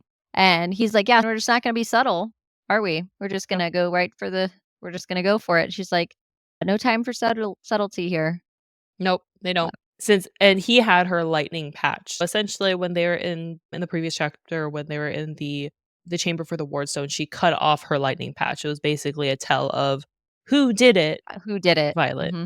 Right. And that's supposed to be evidence of the scene. Since the Cenarium signed the treaty this morning, Violet was pardoned from her crimes from the prior night because it stated any past crimes. It didn't say past before Battle of Basgaiath, just past crimes before the treaty. Full pardon. Queen Mariah walks into the chamber, compliments Violet's abilities and how admirable her actions were to protect her flyers. The queen grants her access to her own personal library, which is far more expansive than Takaris's. Obviously, Inner Scribe and Violet, it's like giddy, like, ooh, books.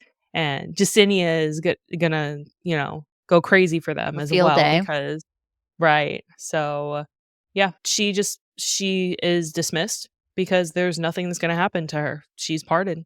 And of course, Atos can't have that. Oh no, he's pissed. This is the Mm. moment we find out that has replaced her mother in rank, and that he now sits where her mother once sat, and that her office is his office now. And Violet Mm. just is kind of broken a little bit by this. She doesn't show this to Atos, but she realizes in that moment that now he's the general of Basgaiath War College, and everything that goes with that is not great for her. And she's like, while she's saying to him, like, you can't touch me, you need me alive, he's like, well, that's fine. I can still touch all your friends. No problem. Mhm. I know where your weaknesses are. And she's a little bit shaken from this conversation. I think a little is an understatement. And there's this moment where she's worried that he's going to leverage her friendships and put her friends at risk. That's the one thing that she cannot, and Mm. she can't do anything about it. And in this moment, Atos leverages that and says, "Yeah, you guys are all going to go to Samara right now," which we know Samara is super far because that's where Xaden was previously posted at in Iron Flame. And she's like, "That's an 18-hour flight." He's like, "Well, I guess you better get going because you're going to go straight to the fighting lines right now, and that's where you're going to be at." And that's where the For just chapter 2 days of ends. duty, and that's it. Yep, for 2 Just days for on 2 days of purpose. duty. Just for the Right. weekend. Yep, you're gonna lose your weekend and for all your friends, and you're gonna go straight to where based on the information he has at the time, know that there's active ongoing battle going on. I'm gonna send you there Mm. because that's the front lines of the war, and he just wants to try everything he can in his power to get her killed in some way or another that isn't directly a reflection of him. But now that brings us to mystery Q&A because next episode we'll be covering the next chapters after that, after chapter 8. These questions have not been shared with either of us prior to asking. Now it's time for mystery Q&A. I have a question for Michelle that she doesn't know of, and Michelle will have a question for me. We can swap back and forth. My question for Michelle is, what book or series got you most back into reading? Was there never a pause between how long you read? Oh, there's a big pause.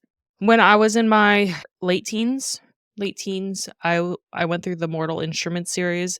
I think it went until I was, like, I was reading those for a while. That was when she was first coming out with them. If you haven't read them, it's a phenomenal series. The TV show did not do great. I think there's a movie then that flopped. And they tried a TV show, also flopped. But the books were really great. And there was a pause basically until we had book club. I mean, I read a few books here and there, but wasn't like a very I wasn't reading consistently. Like I read Where the Crawdads Sing. Yeah, Where the Crawdads Sing. But that wasn't the first series that really got me into it. The Serpents of the Wings of Night was the first, like, series that got me back into reading a whole lot. So and which we covered earlier on in our podcast, but we read that a year prior, with our book club. So that got me back into, like, fantasy and more of an adult expanse. So, yeah. I didn't What even about know you? like the book. I didn't even know Serpent and the Wings of Night, or like I really didn't know the romantasy genre at all. Like at Mm-mm. all. I knew fantasy and I knew Right. romance.